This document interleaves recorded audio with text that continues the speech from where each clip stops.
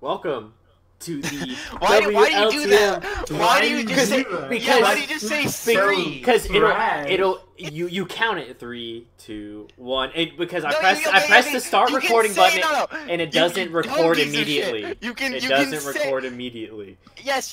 So you want me to press record and be like, okay, start. Say 3, 2, 1. Don't say 3. Just say 3, 2, 1.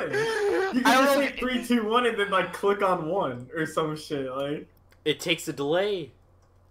So? Yes, it's like a 2-second delay. That's why I started 3. Okay. Oh, then just count 3, 2, 1 still, then press it between 3 and 2 and click say on 3, 2, 1. You just gotta say it all the way so we don't sound like idiots. Because if you just say that's half the fucking that's the appeal. Listen, you brainless. No, that's just if you just say 3 and then don't say anything, it sounds like you're messing up and we're waiting for you to do it right. Yeah. Honestly, you can just say it before you even count and then just start the podcast with 3, 2, 1. Like it doesn't matter. That's fine too. Yeah. It's just hard trolling. Anyway, welcome to WLTM. This is a definitely not a podcast thing where we talk about music because we like music. Speaking of music, Spotify. I'll do that at the end. Oh, you want to do that at the end? Yeah. Sure. We'll talk about that at the end. All right. So, who wants to go first? Well, okay. Wait, we have to you gotta do the introductions, Jack. See, Cruz, Cruz, you messed up my flow. All right, you're the one who fucking locked yourself out of the house last night. I don't want to hear it. the one who locked himself out of the house last night. I'm Jack. I'm also Dank, in the Orange Juice video game. Cruz, the one who is my roommate, who's making fun of me for locking myself out of the house, is the Ruse. My only weakness is pencil skirts. Okay, Alex, the Big Al is here. Thank God it's Friday. I hate you so much!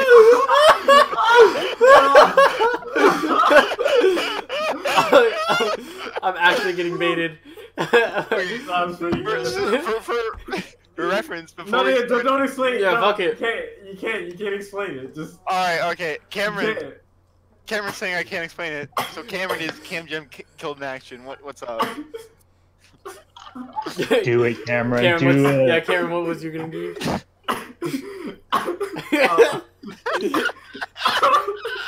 Wait, give me a second. I feel like I'm drunk now. Holy shit. That was way too good. Mine was just gonna be, I'm just a nigga with a mustache. You got a mustache? Yeah. Sounds cute. I'm sorry to hear that. BB. Yeah, you should be, little man.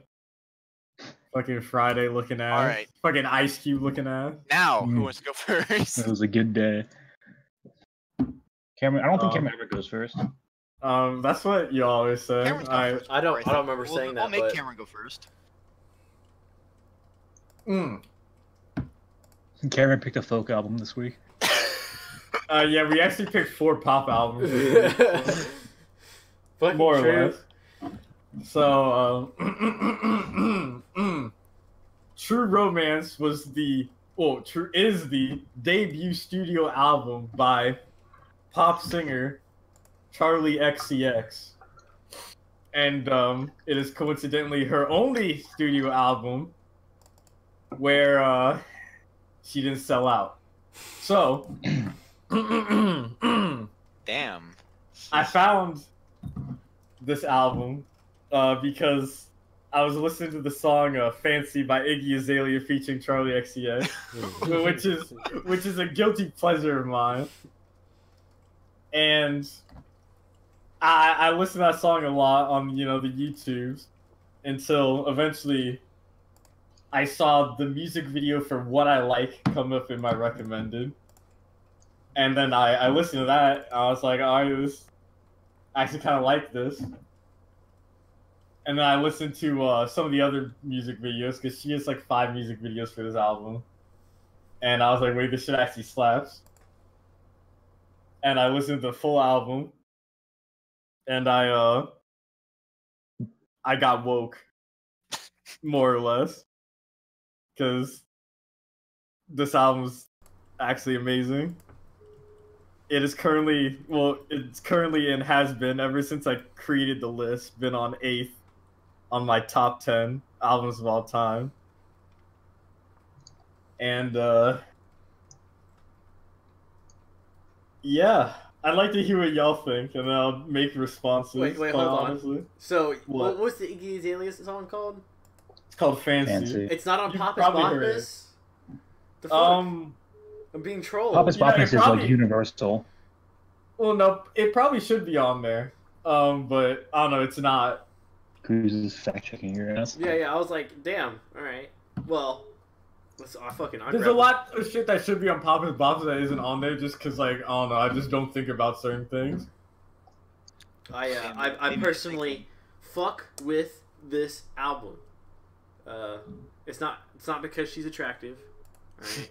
We're just throwing that out there. Sure. Yeah. I really the opener fucking kills it.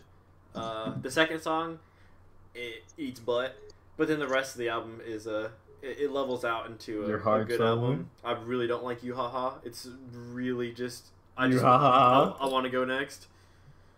Like you hate it, but exactly, I don't like it. But and then my favorite was like, How Can I and Lock You Up, even though I think Lock You Up's kind of troll. How's it troll? I think it's the one where the chorus gives me a little bit of cringing, but I sing to it. But and then Set Me Free, Feel My Pain, some good shit. I like the whole album, I think, except for fucking God. Honestly, what's so egregious about that song? I don't know. It just rubs me the wrong way, dude. And maybe you know what? It gave me the Ben Queller, right? Nuclear Season is so ridiculous, and I'm followed up by something that's not even close. Why didn't you say it for the last podcast? That's what Cameron said last retroactive podcast. Flame. No, that's what Cameron said. Yeah, that's what I said. I'm just comparing it. Oh, I got you. To try to clarify my opinion of it. I don't know. This whole album for me is just like, when I feel like I want to be a girl, I put this on, and it's just.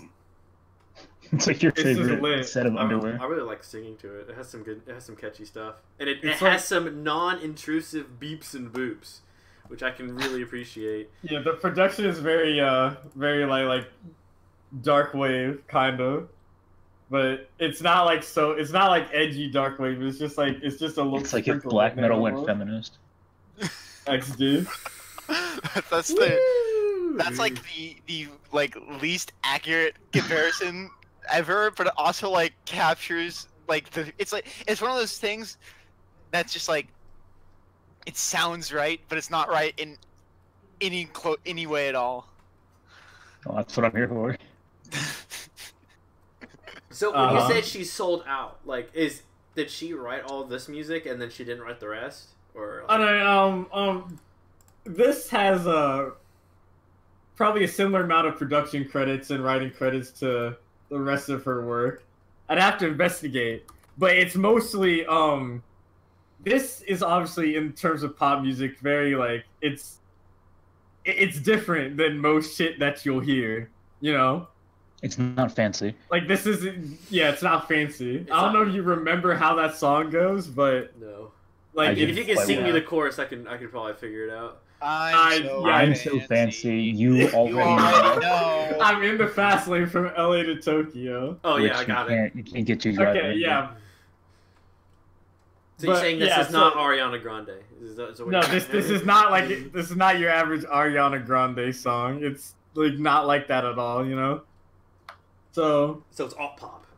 But guys, that's a word. I'm gonna go ahead and say no. That's something you said, and I'm sorry that the listeners at home. Wikipedia calls this synth pop and dark wave, and we're just gonna go with that. But if you really wanted to, we could sit here and call it alt pop. But it's mostly that her later works just are very much just straight up like pop music, just like ultra normie. Got in a lot of movies, shit like that. You know, made her a lot of money, all that good shit. Was this after or before that song she did with Icona Pop? Do you know? I don't know who that is. That's After. the that song. I don't care. Is after that? Okay. Because that was a pop Yeah, song. that song comes before this, actually. Okay. Like It's, what was it like? Huge movies? Like I don't know. Boom Clap. I don't know if you ever heard that song. You probably. It was in the movie with the terminally ill girl, like the love story that fucking Fault in John. Our Is Stars. that Fault in Our Stars? Spoiler alert. Yeah, that. By the way. It was like the main song of that movie. Hell yeah. Which means like large sum of money. That You know. that boy in there is kind of fucking cute. I'm not gonna lie.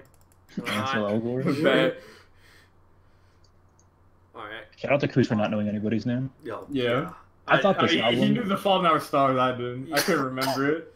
I thought this album brought me back to a different time. Is it This album 2013? This album brought me back to 7th grade, coming home from school, sitting in my room playing RuneScape all day. Interesting time for you. I swear to God that the song Cloud Aura was like some RuneScape YouTuber I watched. It was like his intro song or something. Like that song is so familiar, and I'm almost 100% sure it was like PK King 5 or No Name Nate or somebody's like when they had Well, their it was like 5 years ago. yeah. I mean, it would have been like 7th 9th grade, I was- think. I mean, like 7th grade to when I stopped sitting in my room playing RuneScape all day, which was 2018. Right. And it was like I had those vibes, and so I had to listen to it with younger ears, and I thought it was catchy. I thought that a lot of the album's really forgettable, but the parts that aren't forgettable are good, and the parts that are forgettable weren't like bad. Does that make sense? Yeah. It was all filler, but since all of it's filler, it's almost like none of it's filler. But the song Cloud Aura and Black Roses were both really, really catchy, and I really like the chorus of Cloud Aura. Big banger. The Cloud Aura is actually like a really good song. Oh, That chorus is that really Before good. Candy makes the cameo, which That- is always a welcome cameo. that song in any sort of initially, media. I fucking hated Cloud Aura, but then after Yeah. like the third listen, I was like, man, that shit fucking bumps. I like Yeah. the auto tune or whatever vocal effect it is on her voice in the chorus. I think is really good. It slaps, I guess, for lack of a better word. Slaps into Oh the yeah, ether. the little robotic thing. Yeah. Yeah. Yeah, I actually really liked it. I was looking for like days trying to find it, but all those old YouTubers fucking took all their But channels much to Jack's demise, this is a pop album with multiple producers. You know, so. down. Much to Jack's dismay, this album Sucks. isn't completely electronic. There's Yeah. elements of the human vocal track. You guys, It's give no me so much machine shit. I voice. haven't even said anything yet. But I thought it was good. I think that like I think I like the Church's album better than this one, but just if we're going like really broad, like synth pop versus synth pop. But I think that my favorite song off of here I like more than my favorite song off of the other one. I just think that the Church's album was more. There was more stuff that I remembered off of it after listening to it more than once than this one. But it was still good. It was fun. This is like the kind of shit that you have, the boys and some hoes over for a party, and you pull up a Charli XCX. Get This is the a host middle gyrating. school throwback for people who don't know. I what the was throwback. gyrating. Jack, definitely next time we go to a party and we're fucking hammered, I'm putting this shit on. I'm telling you. Yeah, I'm telling Okay, you. bet. Put on my This album. shit slaps. Bro. That shit be the beat. You bumping. don't put on Jack's album. But yeah, this album is. I was thinking about it, and it's basically perfect to me. Like It's still only an 8 though. And it's an 8? It's a number 8? It's no, number it's 8 rather. 8th. 8, yeah, it's number 8. But it's number 8. Eight. It's like there's 7 albums that are more perfect than perfect. Well, no. Oh, there's Because, like, albums you enjoy more. This is a 10 out of 10, and you There's- love a 7 out of 10. No. no. I think you'd give them all 10 out of 10. Everything on like top 10 would just be a 10 out of 10. It's more like, so like I can't say anything bad about this album. However, like, Long Drive does have some blemishes, but they're very slight. I only have 2 that I can name, but like the shit that album does is just far superior to what this album does, just in terms of what it makes me feel. You know? So the 2 mild blemishes, The two being that you can hear the guitar loop in Dramamine, like there's a little glitch that you can hear. I'm trolling.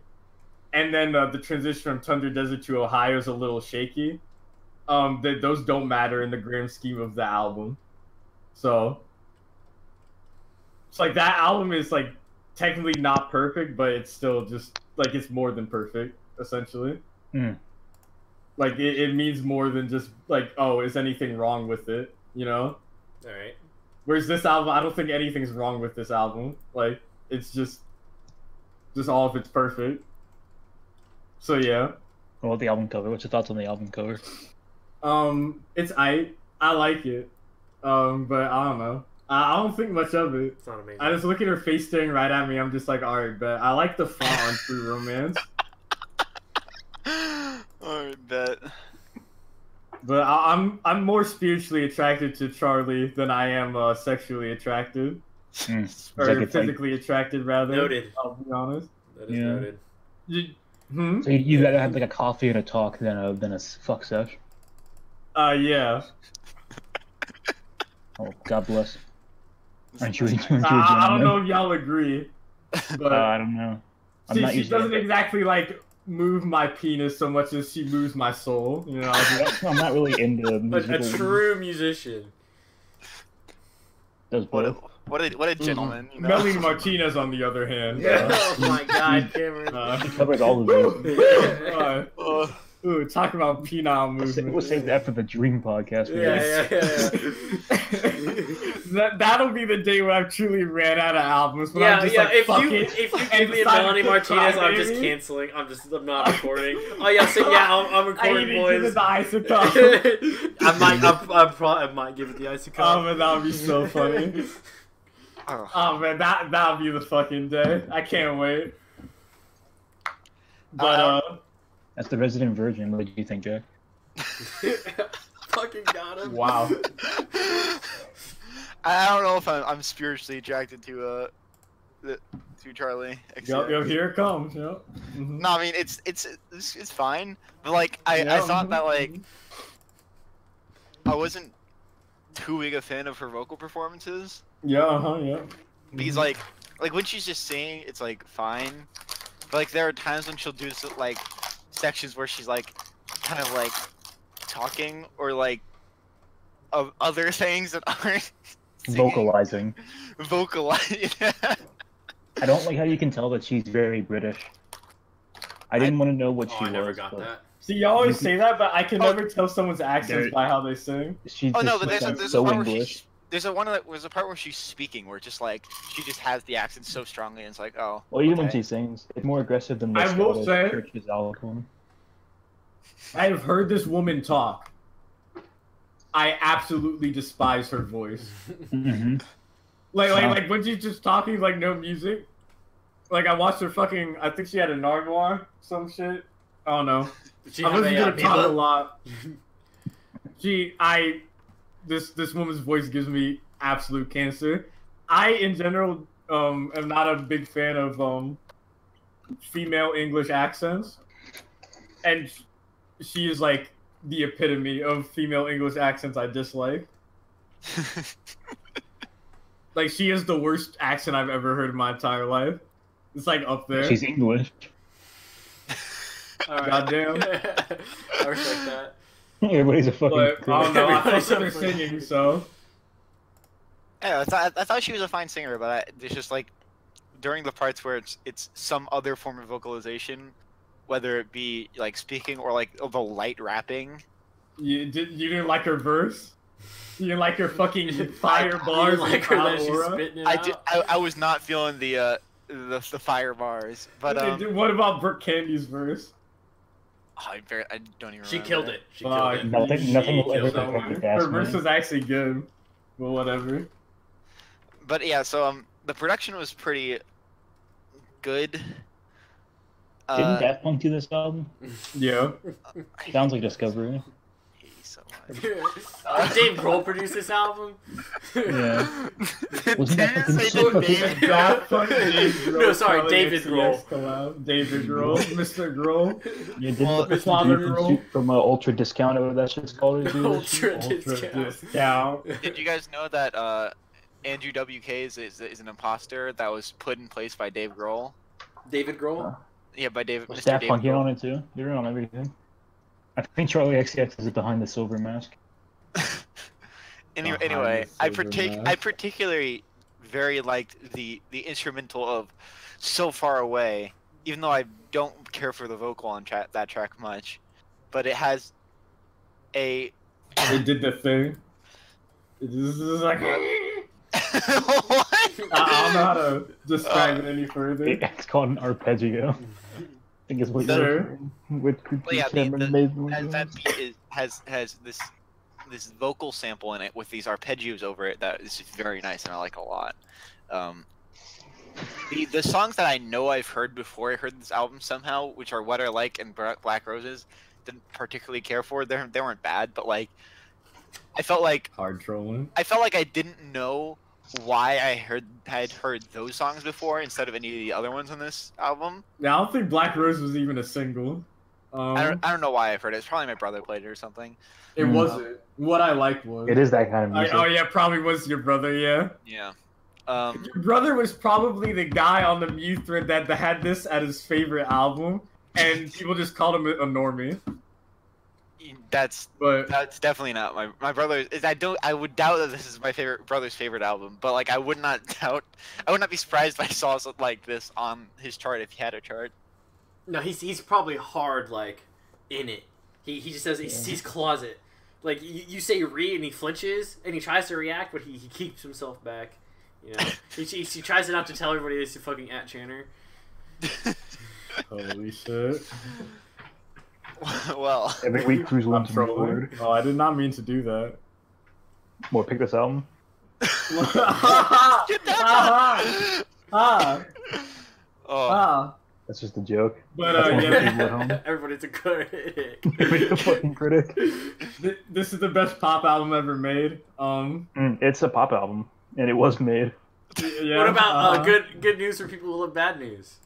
What about that Major Organ and the Adding is Machine? worse than this, and Major Organ and the Adding Machine is also worse than this. One thing I just want to completely clarify too is that you realize that Major Organ and the Adding Machine is alternative pop when you were calling this alternative pop. he was not calling all. I was not calling it alternative pop. Who's I think, calling alternative pop? Cruz Whoever was. did, you smell. You just had a hard troll. Cruz is a smelly boy. But It really smells like cheese. when I was listening to the first song on this album, I was hearing it and I was like, damn, this sounds like Marina and the Diamonds. Because that's another female pop singer that from the same time that my brother listens to that I've heard her second album in full and it's okay. But like the first song on this album is just like it could have come straight off that record. It's like ooh, the instrumental's just like oh, and her singing is like not that distinct on that one, I feel. So it feels like it could have just been some other singer. It's supposed to be the intro. It's supposed to just like get in there, you know. It lets you know that this is just like not some bullshit ass album. Like they didn't fuck around. I mean that's fine. I'm just saying to me when I heard that I was just like, wow, Marina and Diamonds. I don't even know if it really sounds like it that much, but I just felt that, and like the other tracks are much less so. The production is pretty distinct, even though there are a shit ton of producers, which I felt I had after you guys mentioned it. I was like, okay, I have to look this up now. When I'm on the Wikipedia page looking at it, there's a lot of producers, but you know, whatever. The two songs you heard had the same producer, You which know. is strange. Actually, nah, I'm trolling. No, they don't. I looked at it wrong. Hmm. But yeah, I don't know. You're a hater. You're a multiple producers hater. Let niggas eat. I You know? Share the don't wealth. like when there's tons of producers. It just ruins. What Jack is trying to say is he doesn't like when people come together to make new ideas. He wants one person to that's have the what- monopoly on ideas. Wait, That's Only not one what I'm person saying at can make all. things I'm saying better. you. The Beatles, for example, they should only have one writer, which they did, and that's why it was the perfect album. You don't like when we make music, Jack? Yeah. You don't. People can and should. The thing is, like, I'm not convinced that if I just, like, showed you this album and just asked you, do you think this has multiple producers or not, like, I'm not convinced that you would just know that it had multiple producers. Oh, you Because to underestimate me, all Jack. this shit sounds the same. Like, the whole way through. Like, aesthetically, I would it's probably the say- exact same. Jack would look at the album cover and guess at least 15 producers. Like, okay, yeah. First off, there is a genre savviness where like you can tell that it's a pop album released past the year 2000, and you can just know that it has a shit ton of producers. Alright, because even then, Churches was a pop album, and that's like, like yes, Churches is pop music, but Churches is like not. It's different. Shut up, Alex. I hate you so much. Stop flaming Labyrinth, dude. You've seen the threads. I can tell you've seen the threads. No, but it's like Churches is clearly a band, and it's clearly not. I am a singer. I am a pop singer. Here I am. I am the singer person. You know, there's also the fact that Churches is. They're not indie, but they like are not major. So like you wouldn't. They are also much more entrenched in like synth pop as a subgenre separate from pop music than this is. Like this stuff is synthesizer based. You could call it synth pop, but like, So What's like the XCX stand for? probably nothing. Sorry, I think she thought that it sounded cool. Missed the opportunity for Real name XDX. Charlotte. Yeah, mistake speaking to be Charli XCX. I'm very glad that was an untaken opportunity. But yeah, so I didn't mind there being multiple producers on this album that much because it didn't like feel that much like they were different, but there were tracks that did have a distinct feel from other ones. Like So Far Away, which What has number like is too many producers? 2. It depends. Like if you have like if you have like a group of like 4 producers, but like every track on the album has like 3 of those producers on it, then it's like okay, that's cool, that's fine. What's your thoughts on on bands of like 8 people collaborating on every track? Is that a no-no? Too many minds? Too many cooks in the kitchen? No, that's not. It's the problem is not having a lot of people in a project. The problem is having different songs. Individual songs that have completely different staff from every single other ones. Which is so like, for example, the Dr. Octagon album, Dr. Octagon Ecologist. Hell yeah, 10 out of 10. Listen to it. Has 2 total producers. Like it has like some 12 tracks, and I think like 10 of them are all Dan the Automator producing, and 2 of them have some other guy. And like there's like 1 feature on the record total, and it's like those, because it's like these very rare exceptions rather than it's fine. What's a problem is when every other track is completely separate list of people that are collaborating, which makes everything have different sound and like a completely different like. There's no cohesion. Feel. Yeah, it's cohesion is the problem. Which I mean, like there are times when like cohesion, which having like something that's not necessarily cohesive can be fun. I fucking love cohesion in Cambria. We were just waiting for it. Wow, I hate. Alex, you're God among men. But yeah, so like fuck yeah. This is not the worst album as far as like having shit tons of producers and having everything sound completely different, but it is not perfect. Because I'm looking at the producer list, like while there are a lot of different producers, there are 2 producers that have credits on all the tracks except for 1, and then there's some like extra producers on tracks here and there. So like you know, this album's probably better about it than most pop albums for that reason. It turns out that the track that whose instrumental I like the most was the one that has, you know, the complete outlier producer group. Actually, wait, never mind. It has one of them, but yeah. Which one's the one that doesn't have either of them? Well, it's a 6 out of 10 from This me. is this is an indie label. I'm not sure how much an indie label makes you indie, but this is If it's on a label, it's not indie. It's an independent label in Los Angeles. They're not even from fucking What India. do you mean this is an indie from an indie label? It's called I Am Sound. This record, I don't know about her other records, but this is an I Am Sound record.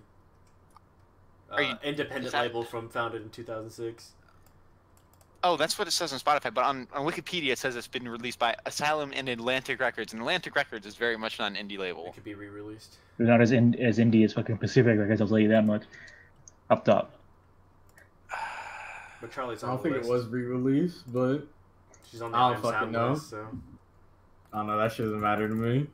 It's a 6 out of 10 from me. I would assume that like I've never heard of I Am Sound Records, and I don't know why it's showing up under that. That's weird. And she's on the list, so... That's how indie it is. Yeah, November... You've never even heard of the record label. Oh, she covered Blood Orange, my boy? Damn. Aside from frantically trying to search for who the correct label is, does anybody else have any other thoughts about True Romance by Charli XCX? Any closing comments? Get a better album cover I think that her next album might be even better. when she makes it. If people should stop putting themselves on their cover, at least not necessarily putting themselves on the cover, but they should stop making their album covers just themselves. That's dumb. I don't see what's wrong with the album cover. It's not just so she has her name in the title. You know what I mean? The Chadliest maneuver you can make I really don't know what you mean. is Like, make I your honestly album. see nothing wrong with that album cover. This album would be a 7 if the album was called Charli XCX. I respect that. Because that's a Chad maneuver. It's just you making your album your name by your name. You know, Tal Bachman by Tal Bachman, Charli XCX by Charli XCX, etc. Shout out. Jesus, Like- don't cry. It's not that it's Yeah.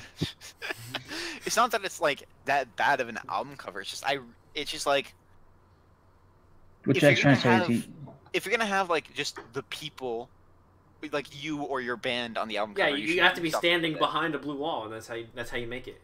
Yeah, you yeah? you stand. you stand in front of the blue wall, thus you You can't gotta see. you gotta be that 4-piece tweezer set, you know. Yeah, you gotta have all of the producers with you in front of the blue wall, and then you got it. Oh yeah, one of the reasons that like the multiple producer thing is especially bad in pop music is because the like art is specifically presented as if like this one person was the driving force behind it, and like it's never really is. Like with this album in particular, like maybe it's a bit more of like her specific thing because she does have a writing credit on every single track at least. But like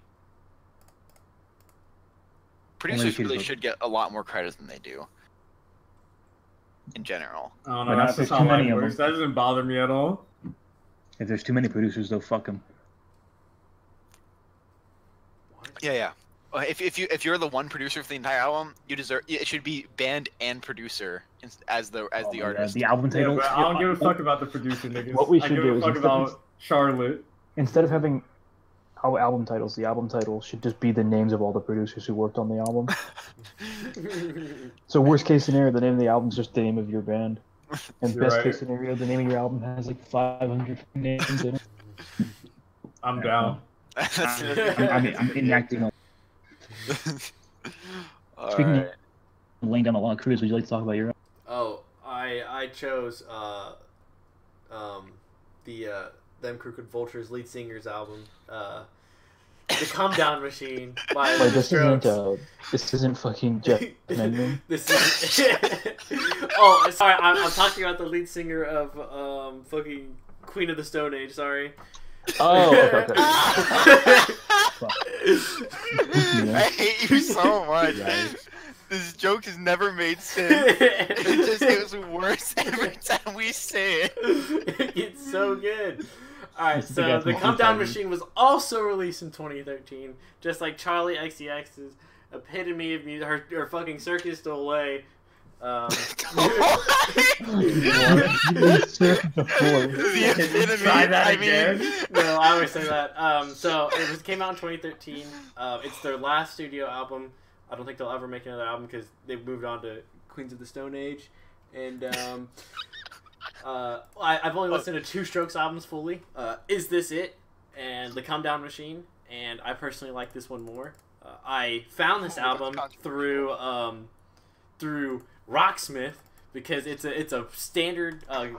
Welcome to Japan is a standard song that comes with the game, and I love playing the bass line. I love playing the fucking guitar. It's great, and I was like, man, maybe I should listen to this band. And then I listened to Is This It on repeat for a whole day, and I was like, okay. And then I listened to Come Down Machine for 2 weeks straight. I was like, okay, this one's it. This one's it. You pulled a Panucci's pizza on. Yeah, I pulled the Panucci's Pizza. I like it more because it has more diversity. There's different singing styles. Sometimes there's more than one singer. The songs sound different from each other. It's not all the same tone. And yeah, I really like it, and I would love to hear what y'all think. Well, coincidentally, all the reasons you like the album is why I like this album less than Is This It? Because I felt like this was another fucking just like everything was kind of all over the place album. There were some elements that were pretty constant throughout. I like the more like funky, groovy approach on some of the songs, like Welcome to Japan, and a little bit on Tap Out. And I think that the song 50/50 could have been on Is This It? And not to just make this like it's not the first album, so it's not a good comparison because obviously, you know, some people haven't listened to the first album, etc. But I think that like in terms of a band that's been making music for over a decade, it's like when the first thing you drop is like heralded as this great thing, it's really hard for you to overcome that. And there's definitely some moments on this album that really stand out that are really good, like Welcome to Japan, Tap Out, 50/50. And there's some moments on this album which are 100% forgettable. And just seemed like they kind of, everybody had some ideas about what they wanted to put in there, and they just kind of threw it in there. Which, I mean, it's cool because you get a lot of variety in what you're listening to, but if all that variety is not equal quality, then sometimes it just kind of, I don't know, it like blends together in a way that's amazing because it's like, man, you don't know what you're getting next, but you have this inkling that it's not going to be good, or not going to be as good. You know what I mean? It's like, man, that one track was really good. And then it's like, oh, there's a couple that are bad. It's like, but those all sound different. It's like maybe the next one, maybe we'll get the rap song that'll be really good, or maybe we'll get like a heavy metal song. Maybe we'll get a jazz standard, and then you just kind of get some other thing. And it's like, it's all right. But Welcome to Japan is a really good song. What kind of asshole buys a Lotus? This album rather sounds like a medley of a bunch of different shit I've heard before. More or less. Like the thing in the instruments of 80s Come Down Machine sounds like something that was on Vampire Weekend's self-titled album. I was too lazy to go check and see if that was found at all, but I'm pretty sure some song in there did something like that. And just all over this album sounds essentially like a mix of like the 1975 and Vampire Weekend and just like little other like pop-esque things that I've heard throughout my life just jammed into one album. And for what it's worth, I thought it was alright. I did like Welcome to Japan, 80s Come Down Machine, Happy Ending, and I kind of like Call It Fate, Call It Karma just because it was kind of like smoothed out the album instead of just ending it, more or less. But it was just kind of, most of the other songs were just forgettable. And Alex is right, because it kind of was all over the place. Like, a lot of the songs just sounded different from one another. Which again, if you're looking for the variety, then this is like the pinnacle. But I don't know. I feel like sometimes it's good to have something unifying it all in a more like direct way. No, the Strokes sold out. I mean, like it's like I mean, They it's still kind of not made like Queens of the Stone Age. If yeah. they sold out, the only thing they sold out was making 50-50 on the album. I don't know. 50-50 was like the good song though. They blew 50-50 12 years too late. I don't know. At least he's in Daft Punk now. He's doing better things. Yeah. Yeah. What do you think, Jack? I know this is right up your wheelhouse. Yeah. So I consider myself a Strokes fan. I own Jack was joking. I own Is This It on vinyl. Unfortunately, I have the dumb cover, not the butt cover, but whatever. Like the book cover is the dumb cover. The butt cover is better than the other one. You're literally a virgin if you think that book cover's gonna good. Well, I'm Virgin Jack, am I right? Okay. Hey, I need to see what this cover looks like. I know that Is it just a booty on it? Yeah. it's It's a white ass with a black glove. Oh, I see it. Yeah, I like And the other one's Oh, the blue Jack and just yellow has one. bad taste in album covers. Yeah, the blue and yellow one's way better. Yeah. Whatever. Anyway. But yeah, Come Down Machine is weird because like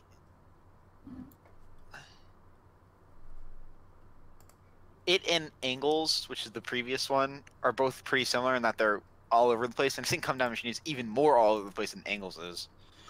And I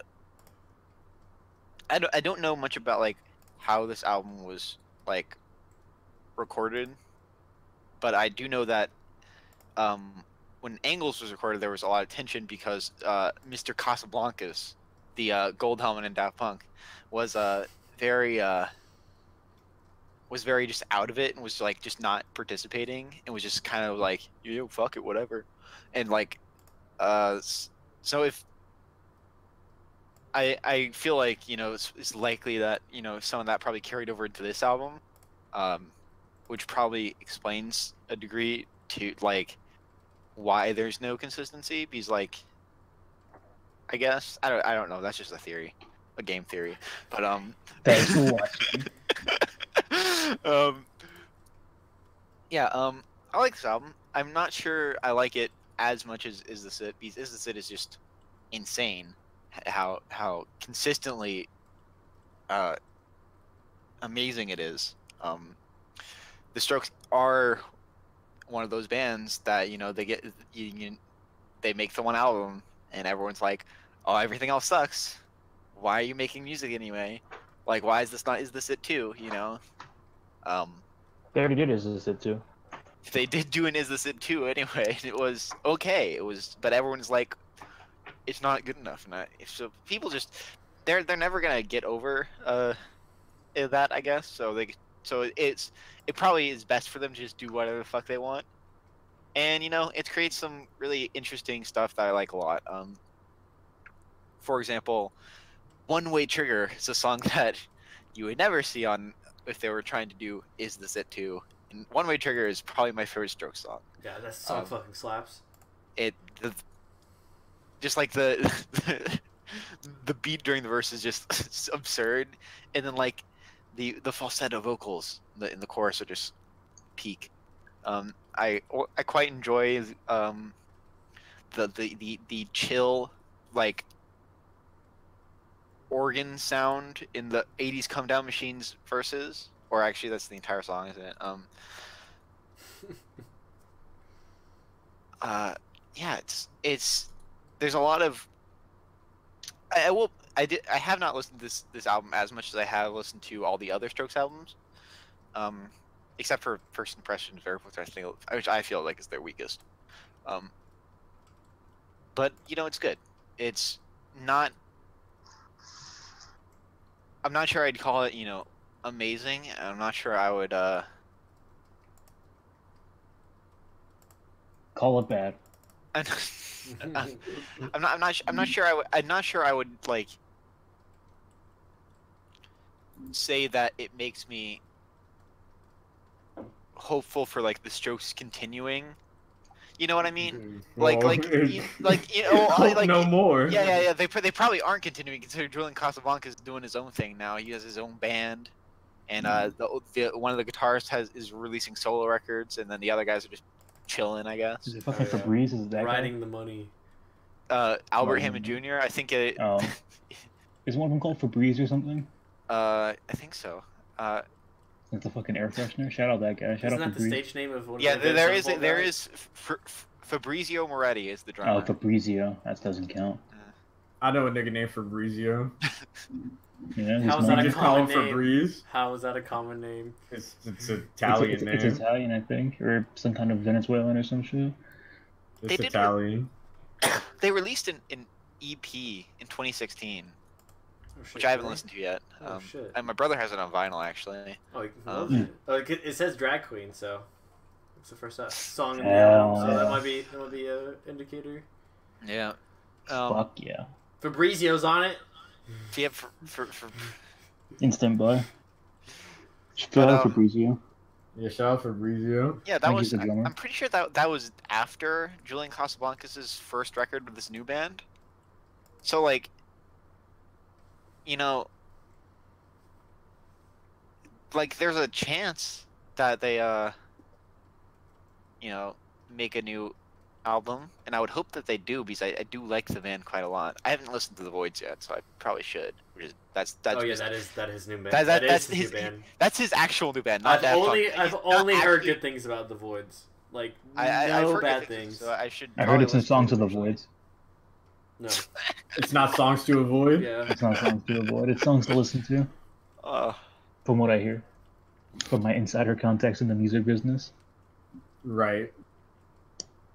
They're busy. They stay busy on the internet. Fucking nerds.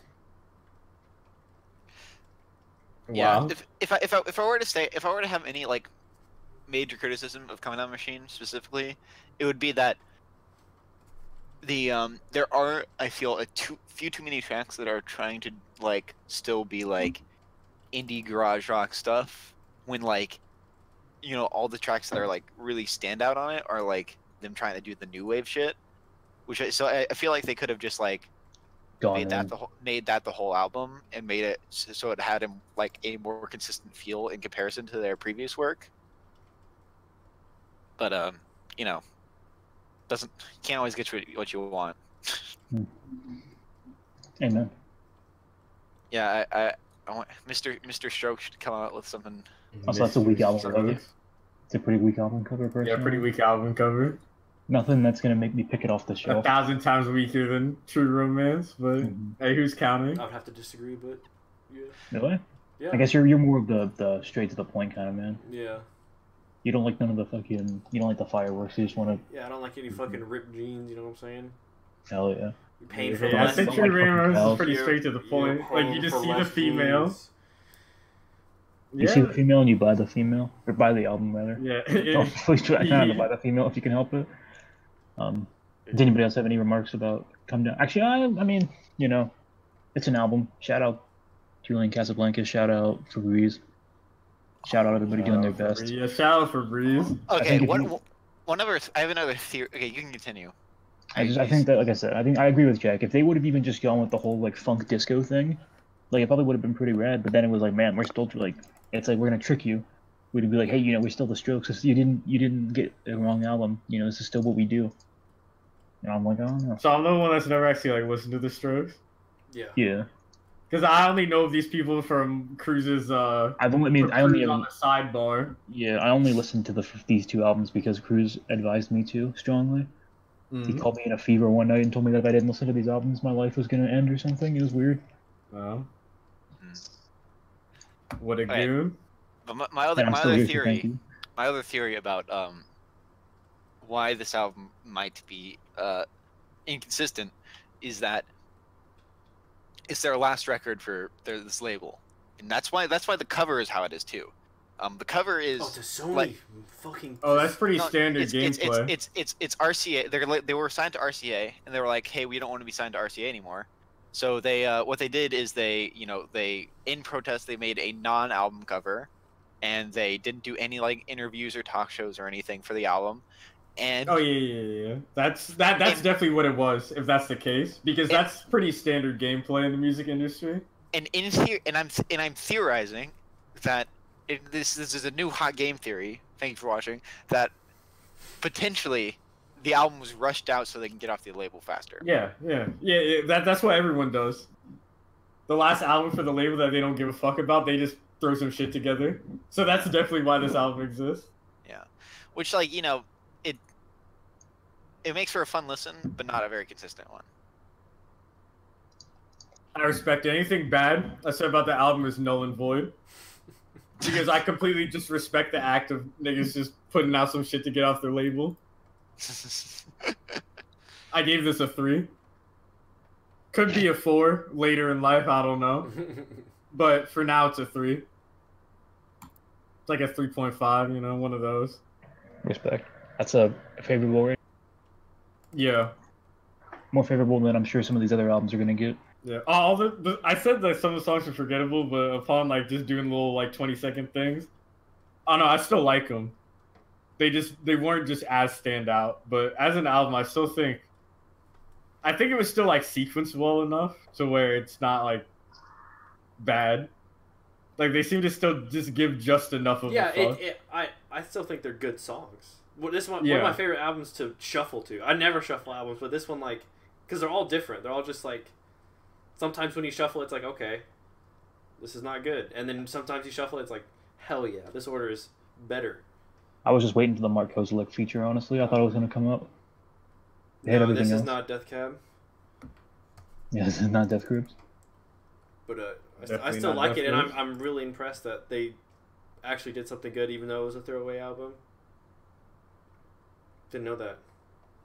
Imagine what could have been though. Well, if they just gave it a once little again, it's just a theory, a game theory. Thank you for watching, but you know, possibly a throwaway album. Nah, that shit is definitely a throwaway album. That's what everyone does. Well, not everyone, but you know, that's just how people get down. You know, everyone. Yeah. Does anyone else have any closing remarks about "Come Down Machine" by The Strokes? Why are they called The Strokes?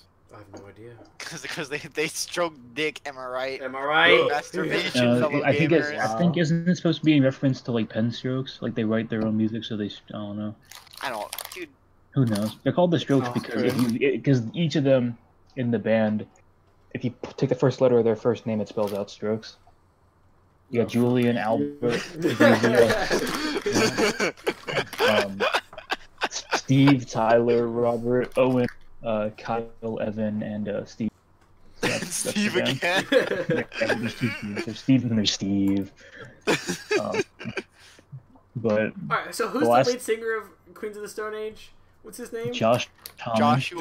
Joshua Homme, and this is Julius I thought it was Julian Casablanca. Casablanca. Alright. Joshua Homme was also the guitarist of the album that I picked a couple weeks ago, Caius. Yeah. Yeah. We made that same joke about the reason we did make that joke. Daft Punk joke in the first place was because the guy from Daft Punk, there's a guy named Guy Manuel de Homem Cristo, Guy Man, and Josh Homme, and that Homme is like close to man in Spanish. Or not Spanish, French. Sorry, my bad. I will try to remember those names, but you don't. You're never going to, so just keep saying shit. It's funny when you just say shit. Speaking of Spanish, Billy Joel. What do you got to say, Jack? Yeah. So Billy Joel is the solo project of singer-songwriter Julian the Casablanca. solo rap album project. Of Billy Joel. And Billy Joel was the drummer on the first Strokes album. No, on the first Daft Punk album. Get it right. Daft Punk album too. Well, they were all. It was all the same session. So the movie that came out along with Discovery, Julius Casablancas did the animation, and Billy Joel did the voiceovers. Well, in Interstellar 555. Oh, we're talking about Toy Story? No, we're talking about Billy Joel, The Stranger. Oh, the Stranger is an album by Billy Joel. Billy Joel is the piano pop rock guy of his day. Yikes. A true 70s Coldplay, if you know what I mean. That was a disgusting combination of 3 words if I've Also, ever heard it's of. a lot better than Coldplay, but Yeah, I know, but then we're getting Coldplay is so bad. This is like Warren Play. Coldplay is like eating fucking unsweet, like no flavor oatmeal. It's literally just like And this is like a jalapeno oatmeal. I feel like this is like eating expired oatmeal, but Jesus Christ. Don't forget, before we continue, just remember that Cameron hates anybody over the age of 30. Oh yeah, he does. Also, Cameron hasn't listened to an that's album quite before 2000. So that's close to the truth, but not quite. Me and Alex had a loose theme this week. We actually debated. Yeah, doing you a decided theme to- for the entire my thing. album did fit my fucking. It fit. My What album do you mean it definitely fits? fit my It was word. ludonarrative dissonance. What you were hearing was not what you were experiencing. It's a game theory. Okay. But yeah. So me and Alex both chose to pick out albums from the 70s, which is really not even a theme, but whatever, we're doing it. Which is a decade in the 20th century. Yeah. So the 70s were a decade in the 20th century. This is an album from the 70s, from 1977 in particular. I haven't listened to any other Billy Joel album because I don't feel like I Because you don't need to. Because like you could look at this shit and be like, is this the greatest hits album? And it might as well be. Might as well be. You got other than this album, you got Piano Man, which is meh, Hit or and miss. you got Uptown Girl. We didn't start The fire, it was always burning since the world you was have turning. Uptown Girl. But And you have yeah, that song Honesty, which isn't I on here, must but that's have also a good missed song. Where? I don't know if you guys know that one. Which one was We Didn't Start? That's Billy Joel. that's like his last album, I think. Is it? No, one- it's one from of- the it's it's one in of the the later 80s. Is it River of Dreams? No, it's Oh no, before that. it's Stormfront. But Hell yeah. yeah, so and with the boys, we have a tradition where when we go down to parties, we put on a playlist called Drunk, and the playlist includes songs by Taylor Swift and Billy Joel. And then Lord. We got Lord. And there's Little some- Broomstick. there's a lot of stuff in the Drunk playlist, but like who made Eye on It? the two artists that have a lot of songs in it are Billy Joel and Taylor Swift. And I was like, man, does Billy Joel have albums or is he just a singles artist? And then I figured out that he's a singles artist, but all the singles are on one album. So yeah, so this album is piano pop rock from the 70s. And it's good. I like it a lot more than I thought I would. I think it's a bit cheesy at times. But you know what they say about Fire cheese? It gets better with age. Uh-huh. But yeah, I appreciate the cheese to a degree. Uh-huh. Yeah, just it's good. I in particular I quite like the title track, especially the piano and whistling melody that begins and ends the songs, and also So good. gets reprised at the end of the album. I like that melody a lot. Quite like Vienna, and I like every song in here. If there's anyone that I think is meh, it's She's Always a Woman Only the and Good Die Everybody Young? Has a Oh. Dream. Yeah. Only Good Die Young is good. Mm. I don't The know what you're last talking track about. is weak. Yeah, the last track is probably the weakest. The last track, Camp Ben's 250. The whole album is weak. All right, Cameron, what makes you think it's weak? Alright, It's so... because okay, it was released before the year Yeah, 1980. so what you do is you click on the album, right? all And right. you look at it, alright? And under the artist Now- name as the year. Now, there's some certain key clues. Alright, 19... That's a bad sign. I was 19 once. A few months ago.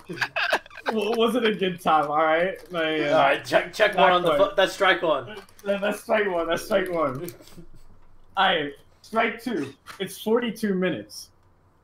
Now, 42 is a magic number, but what's important is that it's just above 40 minutes, which is suspect. Alright, so What? You picked an album that was like an hour and 30 minutes last week. It's not suspect because it's long. It's suspect because it's just above 40. Your album was 47 minutes this week. Yeah, that's not just above 40. That's just under 50. That's not what it's important. It's 40 is what's important. It is What is just this? above 40. What is Gotta this? let him super keep game going. you're pulling, you know? He's gotta finish Suspect. Alright, that's strike two. I'm not done. Alright. Alright, strike three. The Stranger. I never read that book. Fuck that book. So, out of here. Billy Joel struck out before I even listened to the album. Alright. listen to the album. All right.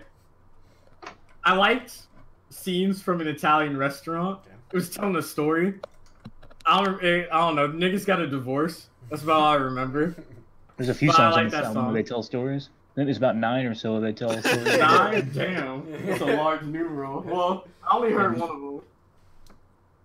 Many And then the rest of the songs songs just felt like old nigga storage. So Well, have- I got a thing to say about that, okay, Ken? Alright, I can alright, let's hear understand it. that opinion, but the thing is, it's not like he's pandering to an old audience. It's not like this album came out in Oh, no. 2017. Yeah, it was this aimed is- at the boomers. This album This came is out not no Greta when Van it was Heat. new. well, Like, yeah, this okay. shit was new when it came out. You Okay, can't but just I be like, want it's you to old and it's understand. bad. I want you to understand. When I came out of my mother's womb, I was new, okay? So, okay, babe. Hello? Bitches, now we're in current year, alright? So are you saying that? I'm not saying all that right, things get Cameron. better. I'm not saying that things don't get better or worse with age. I'm just saying that calling it, just saying this is like, it's an album, to paraphrase what you called it, is you're basically saying it's an album for old people, and it's like, well, yeah, because when it came out, they that's weren't not old what I people. mean. No, Old people you- probably you- hated Billy Joel when it came out because he was No, a freaking Jew. no, you're misinterpreting what I'm saying. I called it old nigga storage. I did not say it was for old people. Okay? Well, what does that mean then? Quantify that sentence. It sounds old. It sounds like you store dead not old in a bodies good in. way. It I sounds like all old. old music. I listened to Chuck Berry. That was pretty good. I actually liked it. Alright? Chuck Berry like predates this by 20 years, okay? Yeah. He wasn't playing the. But this is not it. Like, Is this it? I called Chief and like he agreed, okay? So Called who? Chief. Mm. The Did she tell you to check the game out? Chief is actually an acronym for Council of High Intelligence and Educational Findings, alright? That's I called them up. Yeah, nah. They came back negative. right. I don't know what else to say. Clearly. What did you think? Because Chris? I'm salty, album cover's whack. The only difference between this one and the Charli XCX cover is this one's not in color. You know why I don't like this one? Billy Joel looks like a Negro and it confuses me. That might not be Billy Joel. That is Billy Joel. That is Billy Joel. I That's checked to Billy make Joel sure for that is Billy 1977. Joel. Billy Joel has like a massive juice throw. Yeah, So. he's the one on the left. The guy on the right. Yes. But I don't actually just like the album cover. I'm just trolling. Second best album cover this week, but you know it's all good. High praise.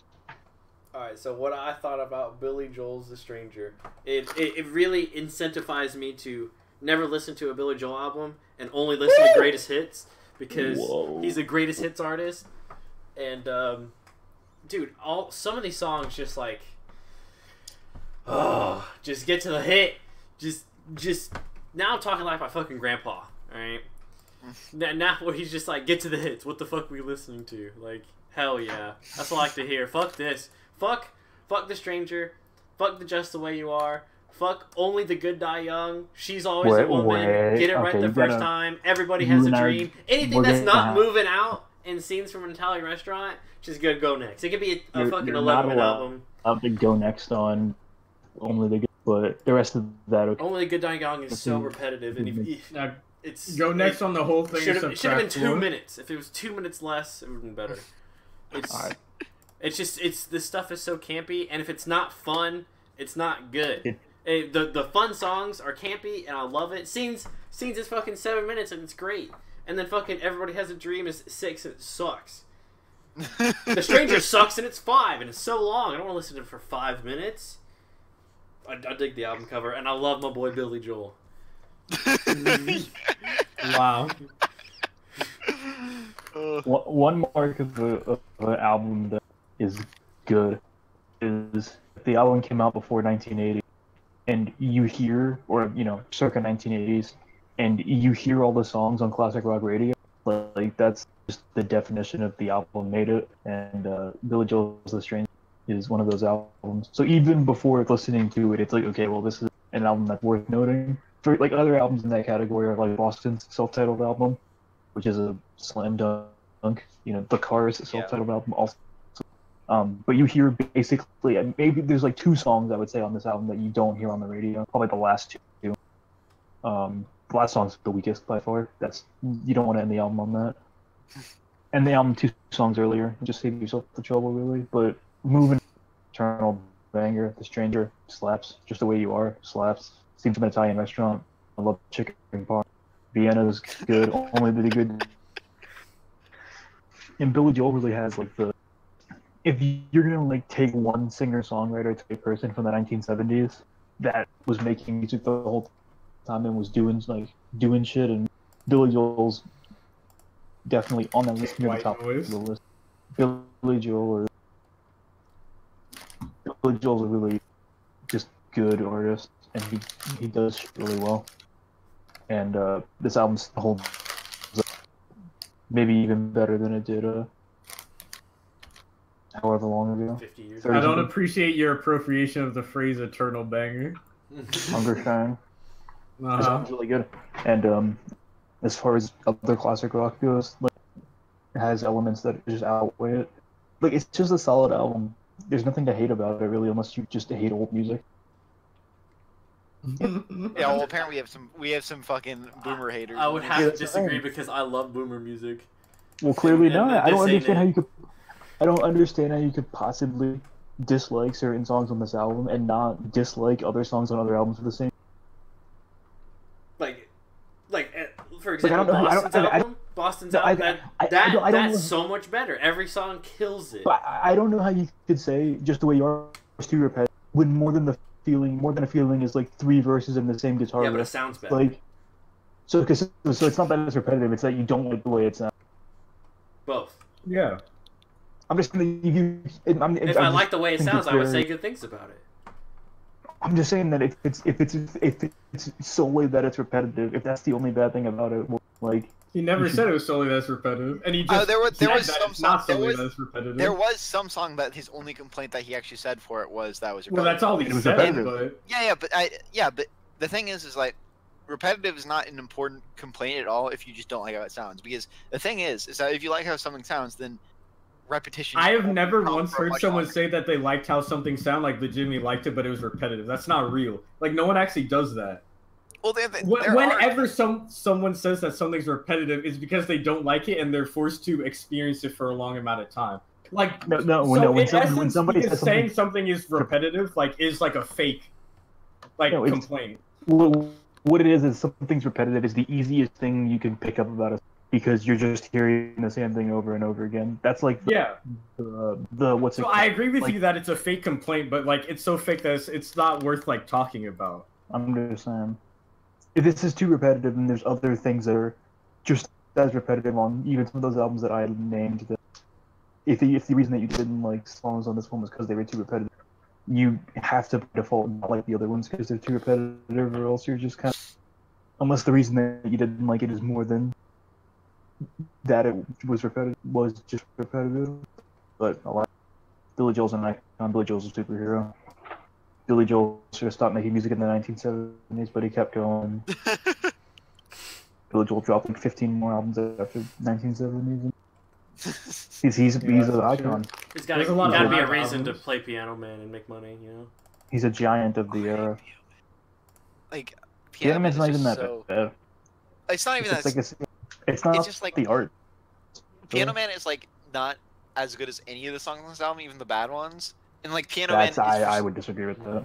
And Piano Man is somehow like his like most famous song or something like that. It's the most sing-along song he has besides Uptown.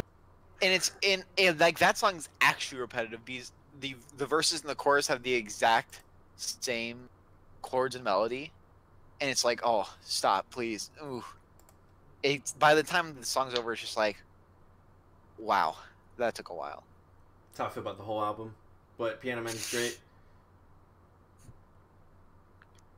You're objectively wrong, but whatever. Objectively and subjective. I don't listen to old nigga music, so I haven't heard any of these songs. I still want to see if I had heard this song, just to investigate. Sing us a song, Piano Man. this is definitely your like, little bitch out of key isn't gonna help me. it's like if your dad. Oh yeah, listened okay, yeah, I've heard this song. You know Billy Joel, and if he didn't, then you're not gonna like any classic rock. Listen, I'm gonna tell you what my dad listens to. All right. So no, before you continue, what I'm saying, if your dad listens to classic rock, you like Billy Joel, and if your dad doesn't listen to classic rock, you don't like classic rock. That's just the way it goes. There's nobody who's like rebellious teenagers because like their dad didn't want them to listen to it. Yeah. I'm gonna listen to the Rolling Stones, Dad. I'm gonna tell you, no one's gonna make me listen to Daft Punk. My dad primarily listened to three things. Alright, Cameron.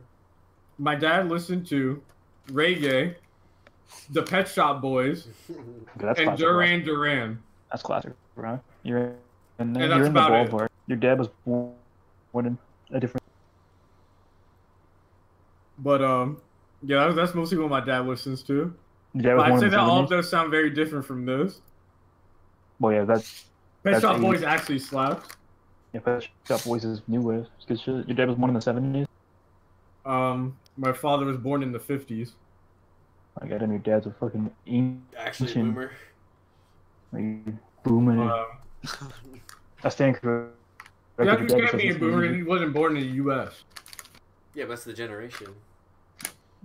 Get him on the podcast. So I can tell him that. Yeah, but it's kind of worthless to use like generations thing for just a nigga like living in Africa. Like it's like that means nothing, especially when you're saying boomer. When that like has a specific like of generations, purpose, you know, is that if you're born in the 19, you're part of the generation of everybody else that was born in the 19th. Just the fact that we call it boomers is just the colloquialism. Yeah, but still, like, if you're gonna use it that wholesale, like some nigga born in the 50s in India is still a boomer, then it loses its meaning. Because boomer has more meaning than just, we were born at a certain time. I agree with Cameron here.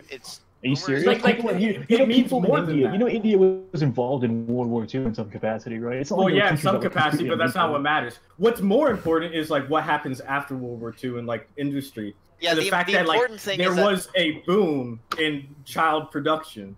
Yeah, the thing that's important is that generations are more cultural than they are actual time periods, which is why you continue seeing people call anyone younger than them millennial, because the culture difference between people who are actually millennials and people who are Gen Z is actually not that big. What I'm saying is the reason you call people millennials is because they were born in a generation that rather than say you're that's a signifier, but you call them a millennial. I'm not going to call someone born in Africa, in sub-Saharan Africa, millennial. That's ridiculous. You're going to call their generation. What are you going to say? They're just I'm not going to call them anything. They're born in sub-Saharan Africa. They don't exist. I guess. Well, so if you're not going to call them anything, then I'm not going to call them anything. This is not the platform. I'm going to say that they were born in any specific time period because I don't know what the culture in sub-Saharan Africa is like. You're not going to say they were born in any time period because they weren't. Maybe they call them. No, I'm going to say that they were born. I'm going to say that they were born in that time period. I'm not going to call them a millennial or a boomer or anything. That's ridiculous. Like, why would I call them that? Because their culture is completely different. Because there's an element of it that the name comes from the culture, right? But the more important element is that the years that the name encompasses are there. So like it's there so that you don't. I disagree wholeheartedly that that's the important part. The important part is cultural. When we call people millennials, like people do studies about what's the difference between millennials and Gen Zers for a reason. Like they analyze these people's brains. Yeah, but they would say this. It would mean the same thing if they said, "What's the difference between people born in the 1980s and born in the 2000s?" No, but that's not why they do it. Yes, but that's only a relevant distinction in places where the concept of the generation exists, right? Yeah. The generation it's a cultural thing on some level, but it's also just a data thing. No, it's entirely a cultural thing. It's entirely a cultural thing. People don't like. No one has hard set dates for these things. No one has hard set dates for these things. Like it's all arranged. Ask anyone whether or not we are millennials or Gen Z people, and they have no idea. If anyone's doing a legitimate study where you actually give a fuck about the numbers, they're not going to use those words. They would literally just say people born in X date and go. And maybe they would say something about the generations in the analysis, but at the end of the day, they have hard set dates for these things. Because some people do. Scientists have to choose them, but but the conception of the hard set dates are just they're just some number they pick to loosely represent it, because there's a generation in a very literal sense, as in like, you know, like your grandparent is a generation, and all their kids is a generation. All their kids' kids are another generation, right? And like none of that stuff is gonna line up in very convenient ways. And after a while, you're gonna get these crossovers where things just don't matter.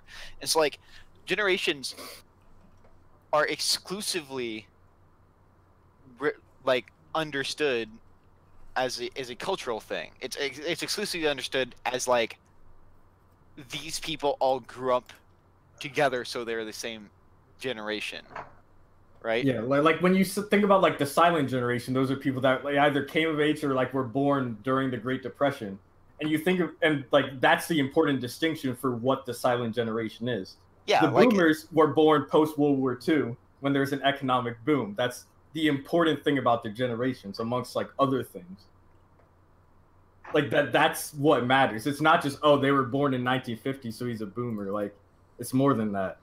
And to go back, I'm not going to call someone born in like Zimbabwe in 1950 a boomer, because if you do that, then the word loses its meaning. Well, they don't have a life expectancy that goes. No one who's born in 1950 in Zimbabwe is alive. So well, probably, but I mean, no they still boomers. exist, so we still could call them a boomer, even if they're dead. Yeah. You're not okay. So you're not gonna call someone that's born in Zimbabwe in the year 2000 a Zoomer, because like the conception of like what we know as a Zoomer is exclusively based on like Western culture, Oh, I right? would definitely Yeah. call him a Zoomer. I think it's fucking funny. Well, That's why I yeah, called your dad a boomer. I that thought it is was funny. It's as a joke, it's hilarious. Also, it's even more hilarious because black people run fast. Haha, Zoomer. Oh yeah. But yeah, like it's like when we think about like if we go back to the question of like, okay, are we millennials or Zoomers? Like people are gonna look at us and they're gonna say, okay, well you guys don't use TikTok, you guys don't play Fortnite. Like, okay, you guys are probably you guys are culturally millennials. But then other people tell you different things. Like, a lot of people say, okay, if you're born in 95, pass your millennial. Some people say, okay, I mean, if you're born in 95, pass your Gen Z. Some people say 2000. Some people, it'll be whether or not you remember 9/11. Or they'll look at, more cultural signifiers, like, do you have TikTok and play Fortnite? Like remembering Like, 9/11 is people have different things. It's like, even though it's a hard date, that is a cultural thing. Like it's like, I don't remember that shit. Like, I have no clue. I know maybe some of y'all do. Y'all are like older than me. Well, two of y'all are older than me. No, I'm older. Robbie Reedy said he remembered 9/11, but I'm almost positive that man was The only thing he remembers is his fucking forehead. Shout out Robbie. Or Frank, rather. We got one more Boomer album this week. Yeah, the album I picked this week was Adam Heart Mother by Pink Floyd, 1970s. Album was released in the year 1970. It's like the third real, like true just Pink Floyd studio album that's like an actual studio album. It's their fifth release overall, but it's like the first. It's the third real studio album, and it's the first studio album that's completely without the influence of founding member Syd Barrett. This is when the band started going in this is like their peak of Pink Floyd's creativity, in my opinion. Everything after this kind of just became Roger Waters taking over the band and doing, well, with the exception of like one song off of the next album. The rest of the band just became the bassist becoming a dictator and just trying to do all this shit on his own, which, it made good shit, but it was hardly a band by that point. But this album doesn't get a lot of love by anybody, including the band. The band really doesn't like this album either. But I think that the album's really good. It's my favorite Pink Floyd album. My favorite Pink Floyd song is on this album. And the way they made this album was the first track, Adam Heart Mother, the Adam Heart Mother Suite, is all the members of the band working together. And the next 4 songs is just basically them each doing a song by themselves. So they're the ones with the writing credit. So the guitarist did Fat Old Son, the bassist did If, the keyboardist did Summer 68, and the drummer did One Psychedelic Breakfast. The low point of this album is the ASMR on the last track, but even then it's not really, it's just the mukbang.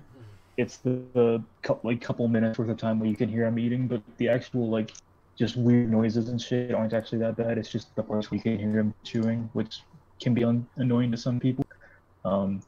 But Summer '68 is my favorite Pink Floyd song, and I think that the Adam Hart Mother Suite is really interesting, just all around.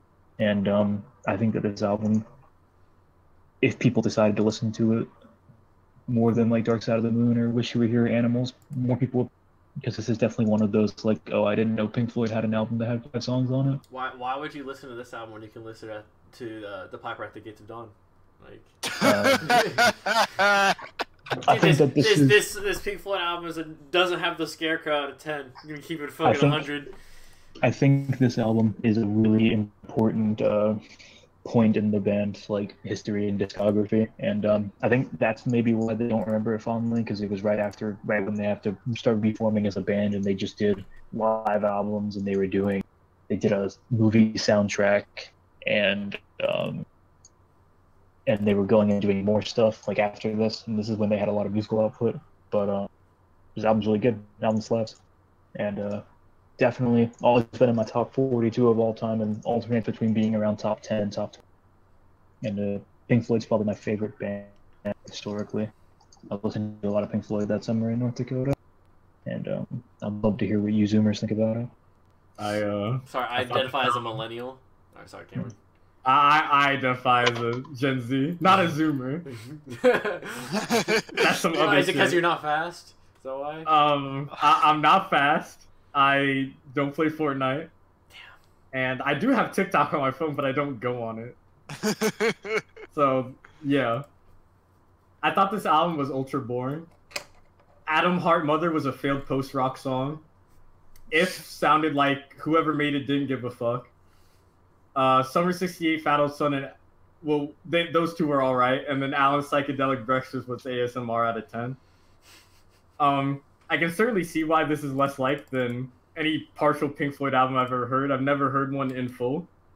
But, like, I think just from just any ear's glance, this just sounds less special than, like, Hey You as a song, or, like, Comfortably Numb. Like, this just sounds like whoever made it cared less. And after Alex's description of how it was made, my thoughts were confirmed, because like on the song where they all came together, it was literally like they tried to make a post-rock song, but they didn't, like, it just felt like nothing. It was just nothing was happening. Make a post-rock song in 1970? Yeah, 1970 essentially. Right. So pre-post-rock, hee.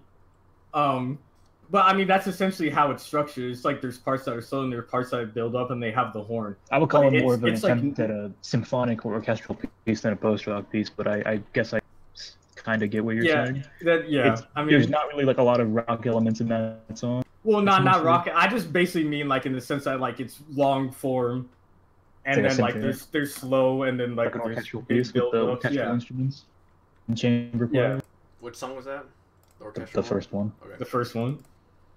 So I mean, basically, Godspeed You Black Emperor is like orchestral, except they're not actually using like orchestral instruments so much, but that's how it's structured more or less. So it's the same thing, really. But I mean, it just sounds like they came together to make something, but like they didn't actually have ideas when they were all working together. So it was just like Lamau, like there was just kind of nothing. Like it was just the horn, just same sounding, but like slightly different each time it came in. It was just like whatever. Like I feel like if they just had more instruments there to complement, like in the background and stuff, it could have been like actually a really good song. But they just kind of failed. And then the rest of it was, I don't know, none of it sounded like the first song. It was just, it's just some other shit now. And it was just pretty uninteresting. It did have quirky like instruments and like things in there, but for the most part it just kind of felt like nothing. It might be a 2 without the ASMR, but what do you think, Cruz? Again, we'll get some background here. I've probably let's see. I've listened to Pink Floyd the second most here, I would assume. I've listened to it was in my rock renaissance when I was listening to Black Sabbath every day, Boston every day, and then Pink Floyd. I would switch between The Piper, Atom Heart, The Wall, Animals, The Division Bell, and The Endless River, and A Momentary Lapse. I really like all those albums. I don't think I like Atom Heart Mother as much as I used to. I think I really, upon second listening here, or a couple more, is Atom Heart Mother with the orchestral. It kind of sounds like a Dark Souls boss song, and I was like, okay, I can dig. To reference, my favorite Pink Floyd album is The Wall. So all opinions are invalid, because if you pick an album that's not The Dark Side of the Moon, you don't have yours. I mean, that's also the version. That's the other version pick. Yeah, so. yeah, that's what you said. Oh, yeah. Okay. I almost think I have very different opinions on Pink Floyd than the rest of you. Not even just like those are just like the normie picks, right? Yeah. But it's weird because it's I'm not even, familiar, like, but it's weird because it's like it's the normie pick, but it's like the thing where it's like I'm the real Pink Floyd fan. My favorite Pink Floyd album is like "Wish You Were Here" or "The Wall." There's this alternating thing where it's like you're a normie if your Pink Floyd album is Dark Side of the Moon, but on the other hand, people will say that you're a poser if you try to pretend that your favorite Pink Floyd album is not Dark Side of the Moon because it's so acclaimed. When in reality, it's like if you said that your favorite Pink Floyd album was like Piper at the Gates of Dawn, people would think you're even more of a poser than if your favorite one was The Wall. Well, I think it's one of those that bands where the more obscure you you can't get, win. the more of a poser people. Yeah, Yeah. You literally can't win unless The your only favorite one is album saying the is- Final Cut's the best album. Well, Yeah. I think No, that the only one is saying Atom Heart Mother is the best album because everybody disagrees with. yeah, that's a way out. Because half of people are going to disagree with you no matter where you go, so you might as well just get disagreed on by and be honest with yourself. the thing is like the people who think that The Piper and to a lesser extent Saucerful are their best albums are like Don't such agree. a clear defined minority of people who just like psych rock better than progressive rock, that they just that like, you know, if you say that, everyone just assumes that that's how you are. But like it's but there are other, yeah, if you were to go like, yes, my favorite Pink Floyd album is Ummagumma. You Yeah. know, Actually, Dude, I'm looking at these albums. I've never heard of those three albums. No, yeah, the way you win is you have to say your favorite Pink Floyd album is obscured by clouds because nobody will even believe that that's a real Pink Floyd album. Oh, yeah. No one's ever heard of it? Oh. Yeah, because it's a soundtrack for a French movie that they only put out under the Pink Floyd name because they needed to put something.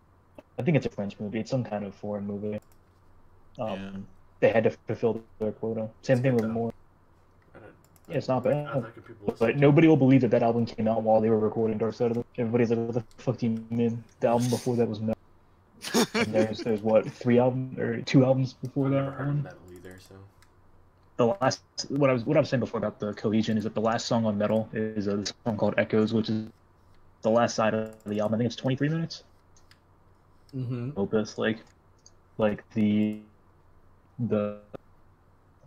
Boomer's choice of best Pink Floyd song.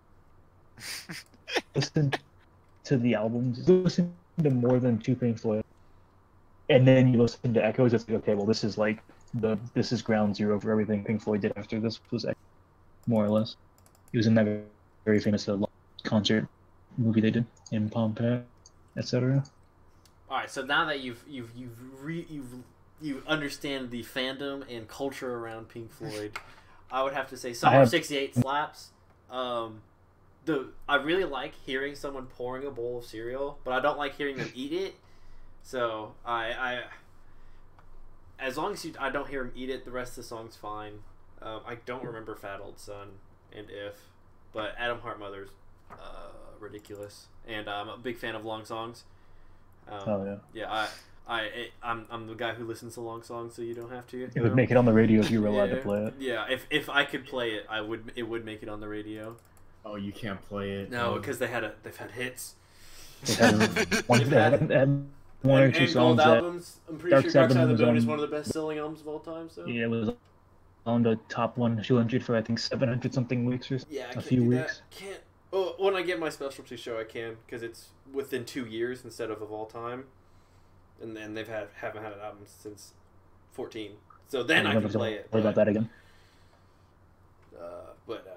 Being a non-profit radio station, you can't promote and you can't play fucking new shit. Oh, a non-profit alternative.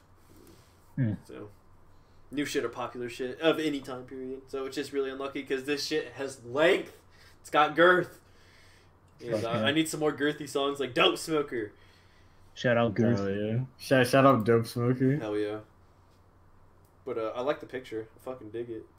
I think it's a good album. I'd give it like a 7. Probably I don't know. God. Let's see. I think if I were to listen to all those albums I mentioned earlier, The Wall wouldn't be my favorite because I've matured. But I don't think that this would be my favorite if I'd listened to all those again. So, yeah. They have a lot of albums.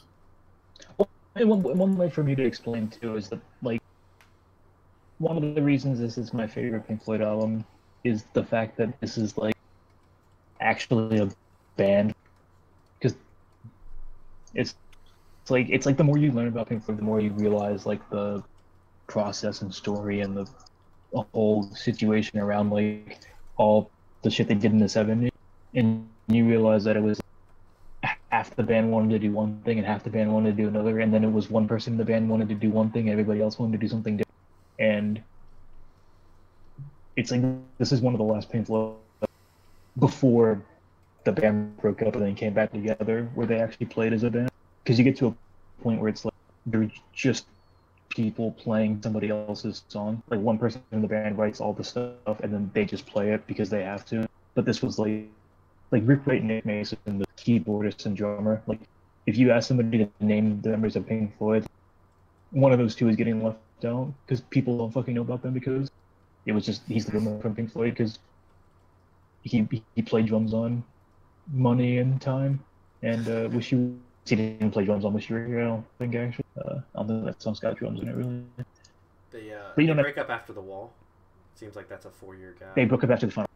So the final cut was Roger Waters' solo album under the Pink Floyd name, and they broke up for 4 years, and then they came back. Aren't a momentary lapse in Division Bell and Endless Server all just like Dave Gilmour and Richard Wright? Nick Mason's on them. Nick Mason's on a Momentary Lapse, Division Bell. Endless River is just like extras from those two albums. Right. But the problem was that up until when you from like Dark Side of the up until Final Cut, it's like Roger Waters just slowly taking more and more control over the band. Which it's like, you know, did the end justify the means? It's good music, it's important music, but like, should it just have been Roger Waters putting it out as Roger Waters? Should he have been putting the Pink Floyd name on it? I was looking at it, and you know, the first one where it's like Waters is basically every writing credit is Animals. It's like and more so what is it? It's like half of the band wanted to keep the more experimental edge, like the pure like '60s, like Adam Hartman eating cereal on the album experimental, right. And then Waters and Gilmour wanted to move more toward. I mean, they kind of invented the space rock, you know, atmosphere. Not they didn't invent prog rock, but that's the Pink Floyd sound. Like, right. You hear a certain kind of thing, you think Pink Floyd. But as it went more and more forward, it's like just Roger Waters is like taking over a lot more of the direction as well. Where it's like maybe he's not. Maybe there's still people doing writing credit. Like you write the song the right way, or he's not putting it on the album because he has the finals. Like songs are getting cut off of albums and stuff, or songs are getting like, or he's not encouraging necessarily the songwriting because he wants it done the way he wants it done because it's going to be good the way he wants it done, which is. But then it's like, is it really a band or is it just, you know, one dude? And then you have an album that he wrote about that whole experience, All the Wall, and then you had the other album that came out after because they had to write one more for the contract. All about fulfilling the contracts. It really is. It's quite funny. I definitely think that if this is your first Pink Floyd album, this shouldn't be your first Pink Floyd album because it's gonna be weird. This is one of those albums that it just sounds different. Like if you know the story, but not like I don't know. I think it still holds up on its own. Like I think it's still really good. And then I learned more the whole story of the band, and I was like, oh, that fucking like sucks for the rest of them that they just had to make some other. Have y'all heard the thing about the Dark Side of the Moon with 2001, The Shining. No. Which one? The one with the Wizard of Oz. Yeah. It's like you play it when the lion roars, and the narrative. First of all, you're supposed to get real fucking high, and the narrative syncs up with the Wizard of Oz. What the fuck are you talking about? Same thing with 2001. They say same thing with The Shining. They say same thing with a few other movies from the. That's just what my grandpa tells me every time I talk about Pink Floyd. He's like, yeah, you throw on the Wizard of Oz, you get real high, and you start when the lion roars, and it's literally just confirmation bias. It's somebody got high and listened to it and said, oh my god, this syncs up, and then nobody bothered to do it again because why the fuck would you do that? The Wizard of Oz's music is fine already. If you were just wondering, or just to throw it out there, just something to think about or never think about. Hell yeah. What do you think, Jack? I don't think we've heard from you. Disclosure: I only got to listen to this once. No beeps and boops. I was going to listen to it a second time today, and I lost my headphones. So I was at work and I could not listen to it. But you know, I feel like I could say some things about it, even though I've only listened to it once. I appreciate the the symphonic ambitions of the title track, but I wasn't too into it. Like it was good, but like it wasn't like it didn't blow me away the way some other long Pink Floyd songs that I've listened to have. For reference, of the Pink Floyd discography, what I've listened to is I've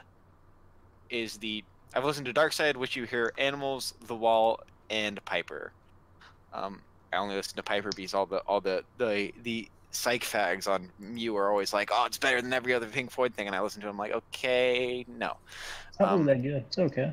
I don't like it that much. It's got Scarecrow though. It's like basically two different bands. Yeah, basically it's is. one of the best songs that has the word Scarecrow in it. I'm just gonna throw that out there. There's not a lot, and that's the best one. But of the ones I've listened to, I think "Wish You Were Here" is my favorite one, and I do quite, you know, I'm not too adverse to the longer songs because you know. So you were also a fan of JoJo, the man of culture, I see. But yeah, the title track's all right. If bored me, I did not like it. Summer '68 is good. Fat Old Son, I don't even remember. I'm listening to it right now. It sounds all right. Yeah, it gets pretty good at the end when everything comes together. When you bring in the electric guitar, you know, stuff happens. So you know, it's one of those slow builds. I thought the last track, troll as fuck. I appreciate it. I wouldn't listen to it actively, I don't think. Well, because the other thing about the last track too, just as a little tidbit. The original concept of the album was they were gonna make the whole album without using instruments. Like they were gonna just make sounds with other shit. But the problem that they ran into was, like, they ended up, you know, the drummer was finding a way that he could make the thing sound like a snare drum, and the guitarist was trying to figure out how you could play a certain note on like a rubber band or something. So they were like, well, fuck this, we should probably make an album with instruments then, if all we're gonna do is take shit that's not instruments and make them sound like instruments. Yeah, but they sound a little bit different, you know. But then that's why the last song is like, it's like a homage a little bit to that, where it's like, we're just gonna make a song that's almost nothing. It's just a dude eating breakfast with some music. Psychedelic. I don't think he was tripping when he ate the cereal? I think that everybody stopped tripping after they saw what the fuck happened to Sid Barrett, honestly. What happened to Sid Barrett?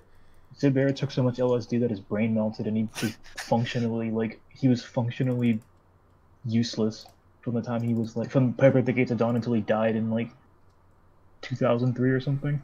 Respect. Like they would Rip they to would a go real to, one, I Yeah. guess. like they would go to play music live that he wrote, and he would just like sit there and play one string on his guitar the whole concert, just not do anything. He literally potatoed. Yeah, Yeah, he that's- literally potatoed. He shared all. Wait, how much did he take? He like it like his they based on what the band has said, like his brain looked like there were sections of his brain that were like permanently damaged and like not there. Like when people say like your brain melts when you take too much, like his brain actually like chemically changed enough that even when he was off of them for like 30 years, he was still like gone forever. Jesus. He actually. He showed up again, when they were recording "Wish You Were Here," and like he like didn't remember them, and it was like How do you show up? he just like walked into the studio because it's like he knows them like 1 minute and then he shows up and doesn't know why he's there. It's like having Alzheimer's when you're like 19. And for reference, Damn. like that's like less than 10 years after the first album he did with them. That's like only like six or 8 years after. And just Fuck. So did he stop? I guess he stopped making music with them. yeah, he has 2 solo albums after he left Pink Floyd, which are also in the psychedelic music community, like cornerstones of the genre. But yeah, he has like some writing credits and some parts on Saucer Full of Secrets, and then he's completely out of it by the time he gets Adam Heartmother. Damn. So he made those yeah. albums before he was literally a vegetable. He was like still fucked up though. And the main problem that the band had was that like he was the original leader, like he's the band leader of Pink Floyd, like he was Pink Floyd basically. So they felt bad about like pushing him out of the band, but it's like, well, we either like he's useless, like he can't do anything, like he's a danger to himself. So we either get him out of the band and like keep moving forward, or we just let the band train wreck until we can't do anything anymore. So they just kind of got him out. That's kind of tragic. Yeah, it happens. Let me find a picture of him as an old dude. Is he hot? He was a hunk. He was a hunk back in the early days. I'm putting this in the chat. This was him in the Pink Floyd days. And then this was him when he rolled up to the Wish You Were Here session 8 years later. Oh God. Oh, that's a Fucking transition. radical. Yeah. But so this is like the first real new Pink Floyd album. Like this is Pink Floyd minus the Barrett aspect. There's all kinds of hijinks and capers in between there, but we don't have time for history lessons. Right. This album's a 10. There's at least 2 other Pink Floyd albums that are also 10s, but this is also a 10. Which other 2 do you think are 10s? Wish You Were Here is a 10, and Animals is a 10. And Metals, like, if Metals is just Echoes, it's a 10, but it's like a 9 because some of the other songs aren't as good as Echoes. But the lowest Pink Floyd album's a 7. Is it No. more? Is No. it Umaguma? No, Endless River is a 7. But I think the worst Pink Floyd album is The Final Cut because it's barely a Pink Floyd album. It's literally just a Roger. No, never mind. I'm getting off topic.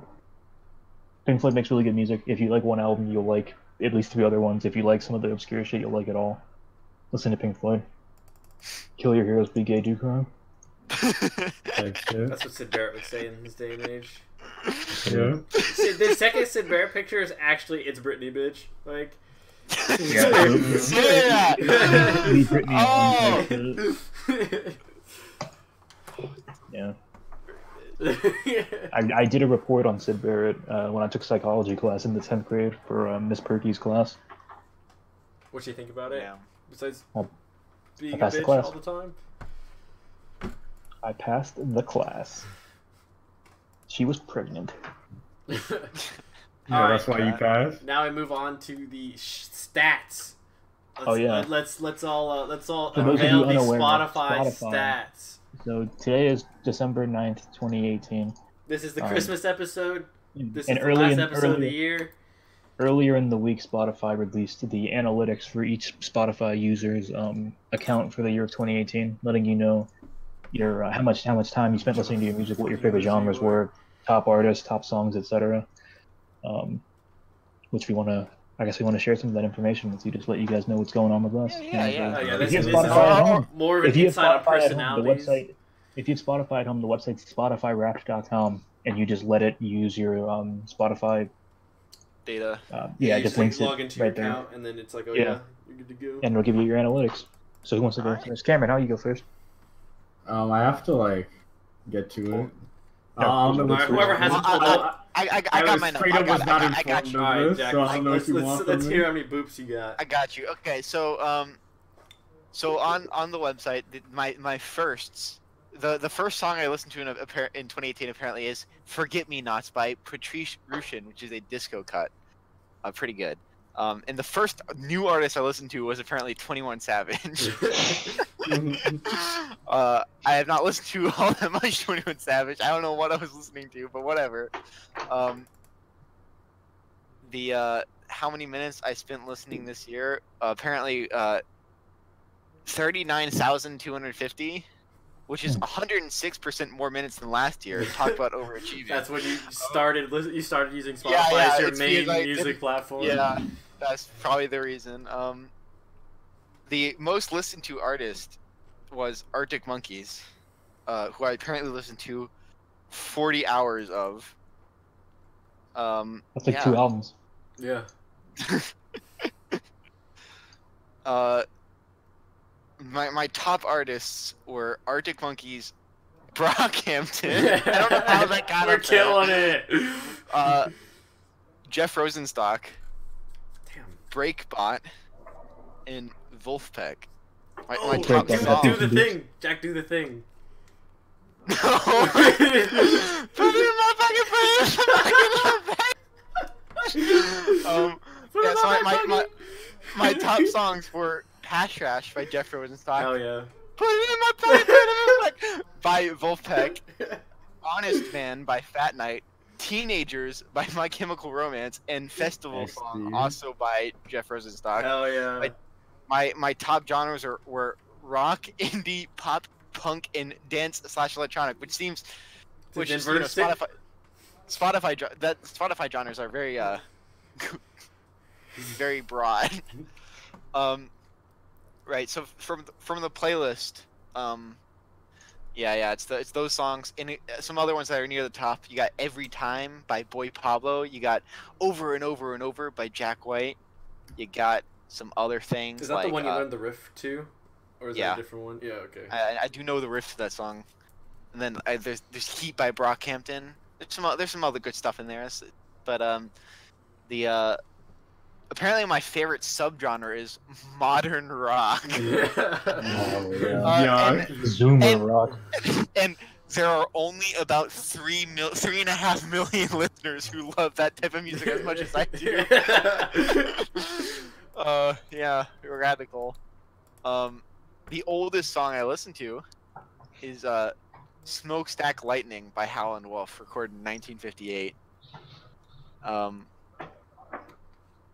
Oh yeah, there's the playlist they give you of stuff you don't listen to, so that you can listen to other things, which I don't might don't listen even to eventually. look at that shit. It's Just bad. keep I going. wonder what the hell it'll be. Is it all ska music like mine? Unless you Yeah, have something so- funny to say, don't say anything about it. But yeah, that's me. I guess that's what I got. So I guess the point of what we're doing here too is just to give a better idea of like I know we probably portray a certain Of what our image by taste. what we pick and what we shit on And each how- other for listening yeah, to. how angry This we is get or like- how this uninterested is we are. the data. Like this is Yeah. the Hard facts. Yeah, you can't argue with numbers, kids. Cruz, would you like to go? All right, so I started off the year great, and I'm gonna. I started it by listening to "Candy Paint" by Post Malone, and the first artist you discovered was Keith Ape, which Ooh. two people I don't listen to at all. I do dig Candy Paint though, so really killed it. I listened to on Spotify. Not including my radio show, 95,000 minutes music, which is about 66 days. Just 15% more than last year. You fucking animal. You're still on the grind last year too. Oh my god.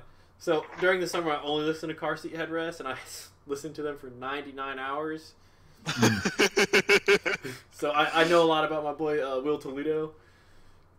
The charts. All right. My top artists were Car Seat Headrest, Joyce Manor, Jeff Rosenstock, HHA, and Remo Drive. Fucking literally out of nowhere. No one knows any of these. You're so. Oh, yep. Never so heard of a single one of them. So indie. Yeah, really actually indie music. Lol. Yeah, my top genres Lol. indie, rock, punk, and roots. I don't know what Fuck, that's what it was. It's not root- Americana, it's roots. That's where they put all the fucking American music in. Top song, Something Soon, The Drums, Song of the Summer, Sunburned Shirts, Wake Up Jacob. What else we got I here? don't know any of those. We got Top 100. Yeah, it's all the shit I said earlier. What else we got here? Shit takes forever to load.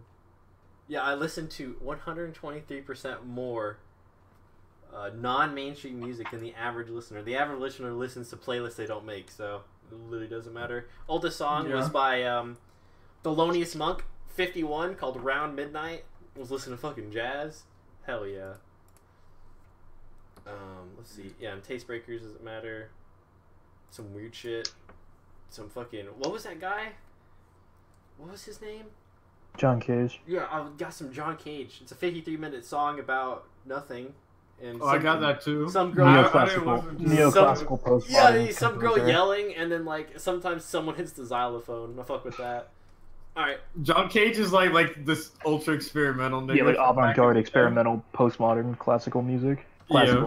Funnily, he's most well known for the song that's not actually a song. Yeah, 433, Just the silence. Yeah. Silence. Alright, y'all stats. Cameron, Alright. did you get yours loaded up? Alright, so I started the year off real strong with Charli XCX. Coincidentally. Starting the year, ending the year. I was a funny story. New Year's Eve was actually the fateful night. I got my dick sucked by the tranny. So, you know, They don't like that word. I'm pretty sure. You really rode into this year on a fucking positive. you kind of know how like Charlie Reed. I mean, sorry, not Charlie Reed. I was mixing two people. You know how like Riley Reed's just an N word and people don't really care because she's like put so much work into the culture. Yeah. He sucks so much dick. Since you got your dick sucked, fine, okay. I'm a supporter. He's an extension of the culture. Exactly. So I'm giving myself the pass. Yes. So yeah, I started the year. I started Charli XCX because, funnily enough, the song that I started with, has two transgenders featured on it. Oh, Black Dresses? No, not Black Dresses. And did they help with Black Roses? Like, is this all coming together? They did not help with Black Roses. No, it was the song Fembot. It was not on True Romance. It's on one of her later albums. And the first artist I discovered I dare not mention. It was another transgender from the same album. Is it Black Dresses? No. 32,000 minutes this year. Pretty sure it's less than all y'all niggas. Fuck that. I listened to 42 hours of Norma Jean. Magical number. Is it just the one album? I listened to all of their other albums. Okay. At least once. I would have respected you more if it was just the one album, but continue. I'm not gonna like the one album that much and then just never listen to other ones. Unless there's like 15 in the case of Montreal, but you know, what are you gonna do? Some of those are hits. So yeah, top artists, Norma Jean, Modest Mouse, System of a Down, Street Sex, and Black Dresses. Top songs, Organized Beyond Recognition by Norma Jean. Memphis Will Be Laid to Waste by Norma Jean. Hillside Boys by Kim Petras. Bulletproof by YG featuring J305. And My Funk by Natalie Portman Shaved Head. Top genres. No Death Grips? Damn. I thought you fucking killed it for like a month. Cameron listened to a lot of Death Grips. That was last year's news. Oh, it was last year. Okay. Top genres: rock, indie, punk, pop, metal. Which is really all the same genre, just different forms. But what are you gonna do? What else do I got? Top 100. Fuck that. Yeah. Fuck your playlist. What's the oldest song? It's a Chuck Berry song. I listen to non-mainstream artists 83% more than an average Spotify listener. All that matters is that's more than Alex does. There you go. So here's to being different. I don't even claim to be the indie one. Uh-huh. Mine didn't even say that, so I'm assuming mine's really low. You said yours was Oh, yeah, 13%. yours is ultra low. I thought you said yours was 13%. Mine? No, Jack. I didn't see it. Alright, Jack, Jack recheck said it. it was Jack, recheck it 35%. while we keep throwing. My Alright. oldest song was School Day, Ring Ring Goes the Bell by Chuck Berry. Chuckward, Bearwood, That's what, real 58? quick, you know how the 57. Cameron, you know on the bottom left it shows you like a number of slides. How many does it say? 10. Mine only says 9. Mine It only actually says Mine nine. also only says 9. Oh, y'all are lame. Yeah, I don't know. Oh, did y'all get Maybe- a podcast one? Because I actually listen to podcasts. No, so I I didn't got get a I didn't. podcast. Oh, see, that's why. Yeah. So So, for a second, I mean, thought it would be like one of them saying that is the There, percentage. it's on the one with your genres, I think. Like the one that has Alright, your. I'm going for it. I'm trying to. I'm coming back to it. yeah, I got a podcast slide. What does the and then podcast Taste slide Breakers. say? Don't worry about it. Alright. And then my 10th slide, yeah, it's just a waste of my time. Yeah. Top genre rock, which is amusing.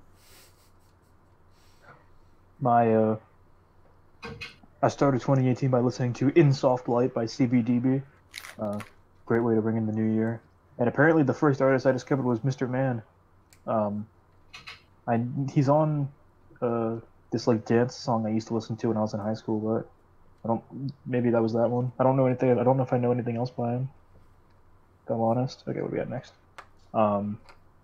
Oh, and then I listened to 62,854 minutes, which is a lot of time. I don't know how many days. That's 16% more minutes than last year. So we're out there. That's like 40-something days, I think. 62,000 minutes worth of normie music. Yeah. Yeah. My artist of the year was Jim Croce. 42 hours with my boy Jim Croce. What I should explain about the way my analytics stack up is from January until about September, I had a playlist of music that I would put on when I was going to fall asleep, and I would let the playlist run while I was sleeping, so I would wake up and it would still be going. I just had it on loop. So that playlist is about 30 songs, so most of the music that I listen to for most of the year is going to be off that playlist, mostly. So Jim Croce had a fair few songs in there. Helped me get to sleep. My top artists for the year were Jim Croce, Gregory Alan Isakov, Sufjan Stevens, Totoro, and Bon Iver. Top songs were 3 AM, Operator, This Empty Northern Hemisphere, Flume, and Dandelion Wine. 3 of those are by Greg, one's by Jim, one's by Bon Iver. My top genres were rock, indie, pop, and roots. I guess roots is just your country bluegrass. Americana, yeah, folk. Yeah. Oh, I don't know why. Yeah. My top 100, we don't give a shit about this. Oh my god. Old You're not song. allowed to, are you not allowed to skip this? There we go. Totoro, what do we have about Totoro here? I listened to non-mainstream artists. It's the 6th slide, Jack. I don't know if you have that one. I mean I was on it and none of the things had it, so I went through it. You ignore me, that's Again. why. I mean I'm assuming that because like my top 2 artists were relatively normie shit. Whatever. I listened to 65% more artists, or 65% more non-mainstream artists than the average Spotify listener. And the picture they chose to celebrate that was the cover of Home Alone by Totoro, so shout out Totoro. My oldest song was a song called Chicken Talk by Ima Sumac, recorded in 1954.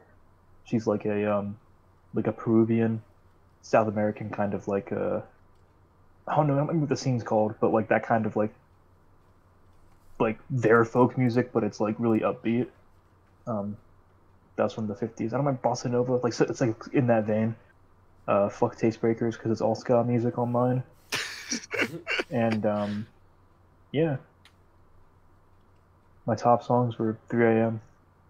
So that's my top song of the year, I guess. And Did then you I have listened any to a lot of Jim artists Croce. that you listened to just it gave you a bulk number like me and Cameron? Oh, that was on that playlist. No, like we had a slide where like he had Norma Jean for 40 and I had Car Seat Red Yeah, House I had for Jim 99. Croce for 42 hours. Oh, okay. Which is because the 42K. playlist that I had was like, so the playlist was Forever Forever Ago, the whole album. 3 AM off of Greg's album. 2 songs off of another one of Greg's album. and then the whole Jim Croce greatest hits minus Bad Bad Leroy Brown and Rapid Roy. Just minus those 2 songs. So you cheated? I didn't. That's what I slept listening to. Now Yeah, I don't it's really listen to cheating. music when I sleep anymore. Yeah, I next year will think be a that better year for numbers. I think that if I had to guess, without these, my album of the year most listened to would have probably been either Home Alone by Totoro or All My Friends by Tide Edit, because I listen to those albums on repeat quite a lot. But apparently not for 42 hours. I put on Norma Jean whenever I wash the dishes. I also watched- listen to a Is lot that of Jim 42 Croce. hours of washing dishes this year? No, I mean Yeah, I put it on at 96 other hours. times also, but And then I listened to a lot of Jim Croce when I was working this summer too. I would just throw that shit on when I was like walking in the woods and shit. Listen to the Greatest Hits album's really good. You guys should listen to it. Rip to a real one. Actually, Do you guys do a lot of listening at all on not Spotify? A little bit. I do a little occasionally. The only Little. thing I listen to, shout out Where Post Rock Dwells, which is where I get a lot of my post rock music from off YouTube. They just upload like random albums. Shout out And- to Lo-Fi Hip Hop Beats to Study and Chill to. You actually listen to that? Hell It's so yeah. Cringe. Hell He yeah. listened to it ironically until he realized he wasn't listening to it ironically anymore. I listened to it I listened to ironically. it like way back before the memes came on. Hell yeah. The vast But, majority yeah. of all the music I listen to comes from Spotify, and if it doesn't, like I find something elsewhere and then listen to it on Spotify from then on if it's on there.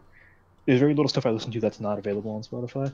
There was Shouts out to the Japanese pop rock band Shishimo, which is probably my actual most listened to artist this year, but has been removed from Spotify for some reason. Their first 3 albums are really good, and the latest one I really didn't like when I listened to it, even though it probably would sound the same to anyone else. But whatever. There's a Oh, actually, I Karate guess- was on here. It'd be a couple more. Yeah. Shout Yeah, out to same thing. Karate not being on Spotify. Shout out to Hit Vibes by Saint Pepsi not being on Spotify. That's probably my non-Spotify album, like most listened to album this year because I listened to that album a lot. Because he's on Spotify, it's just not that album. Actually, he's not. Actually, yeah, I don't know if he's actually on there in Saint Pepsi anymore. But Hit Vibes, really good album. Second favorite album of all time for a while. Shout out to the Shouts Pillows out- not being on Spotify. Yeah, shouts out to basically all the Japanese music I wanted to listen to and not being on Spotify, except for very specific things for some reason. Like, It's just you know, not- They have Massive their own the thing. fermenting Direcusu. I Have mean, you yeah, ever, like have you ever, maybe they have it on there in like if they have their name in Japanese. there All was at Japanese least bands don't have Japanese names though. at least one depends. artist I copy and pasted the Japanese name into and didn't get anything, so I just wasn't gonna try it, you know. I mean, who knows? The Japanese music I listen to is on Spotify. Shout out Toe, shout out Tricut. Well, I mean, a lot of the Japanese music I listen to is, I mean, and it is increasingly on Spotify. Like first, like stuff is just coming on. But Shishimo once was on Spotify, and that's how I found it through Discover Weekly, and then got removed somehow. Could be a label thing. It's probably a label thing, but it's annoying. Also, Sun Kill Moon's 2003 album finally made it on Spotify this year. Shout out But it to says on Harvest Spotify it's making it on 2018. Spotify this year. After you We know, love you, Spotify. not You do a being great thing. there. Yeah, Yeah, don't know. I pay We don't- $5 a month. Worth it. yeah, Spotify does a good job. All I'm saying, Thank you, if I Spotify. had to criticize Spotify for one thing, let me save more than 10,000 songs because I'm out of fucking space. I have to use like cheats to make sure I can actually save shit on There Spotify. shouldn't be a now. limit because it doesn't affect you whatsoever. There shouldn't be a limit because less than 1% of people are ever gonna hit it. So just let me have it. Let me take somebody else's limit. For every white girl who only puts on Spotify to listen to like white The girls get playlist on the turned front to rap page? music, yeah. Give me all their fucking space they have because they're not using it, and I They'll am. never use it. Related to that, another thing Spotify can improve on, like organization of your library. I wish I could like put albums. I wish I could like save an album to listen to later Would not without save it. putting it without putting it among all the albums that I've already listened Yeah, to. put you right- know? See, put it that's why. next to Discovery. That's why when you do that, you just make a playlist and add it. Don't even save it. Just add it to the playlist and just have a playlist called like to listen to later. I and then just, you have I it just on have my one album saved as albums to listen to later. Honestly, Yeah. That's really all you can do there. shout out to That's what I've- Spotify that's what I've allowing us to started upload our podcast soon Yeah, actually, shout out to Spotify for that. and our music. It's gonna be nuts. And that's gonna be nuts. We're getting so many fucking plays on our Dark Souls 2 You know, soundtrack. Yeah. It's not the Thanksgiving episode, but this year we're thankful for Spotify. Yeah. Well, it's the season of giving now, and Spotify's Spotify's giving us a chance. And we're giving Spotify 2 thumbs up. Yeah, and we're giving Spotify some quality content that you won't want to miss. And one thing we wanted to let the people at home know too is we're going to be taking a little bit of a hiatus for the holidays. We'll be gone for the rest of December, and we're hoping to be back in a way that we can all record either the second or third Saturday in January, most ideally. So mark your calendars and look out. Get ready. Cruz will let out the tweet of the albums for that thing. Yes. Yeah, Early in January, probably the 5th. And happy holidays to everyone. Yeah. Happy Hanukkah. Yeah. See ya. Happy Kwanzaa. CY at Oh sign. yeah. See, it's Kwanzaa. CYS son.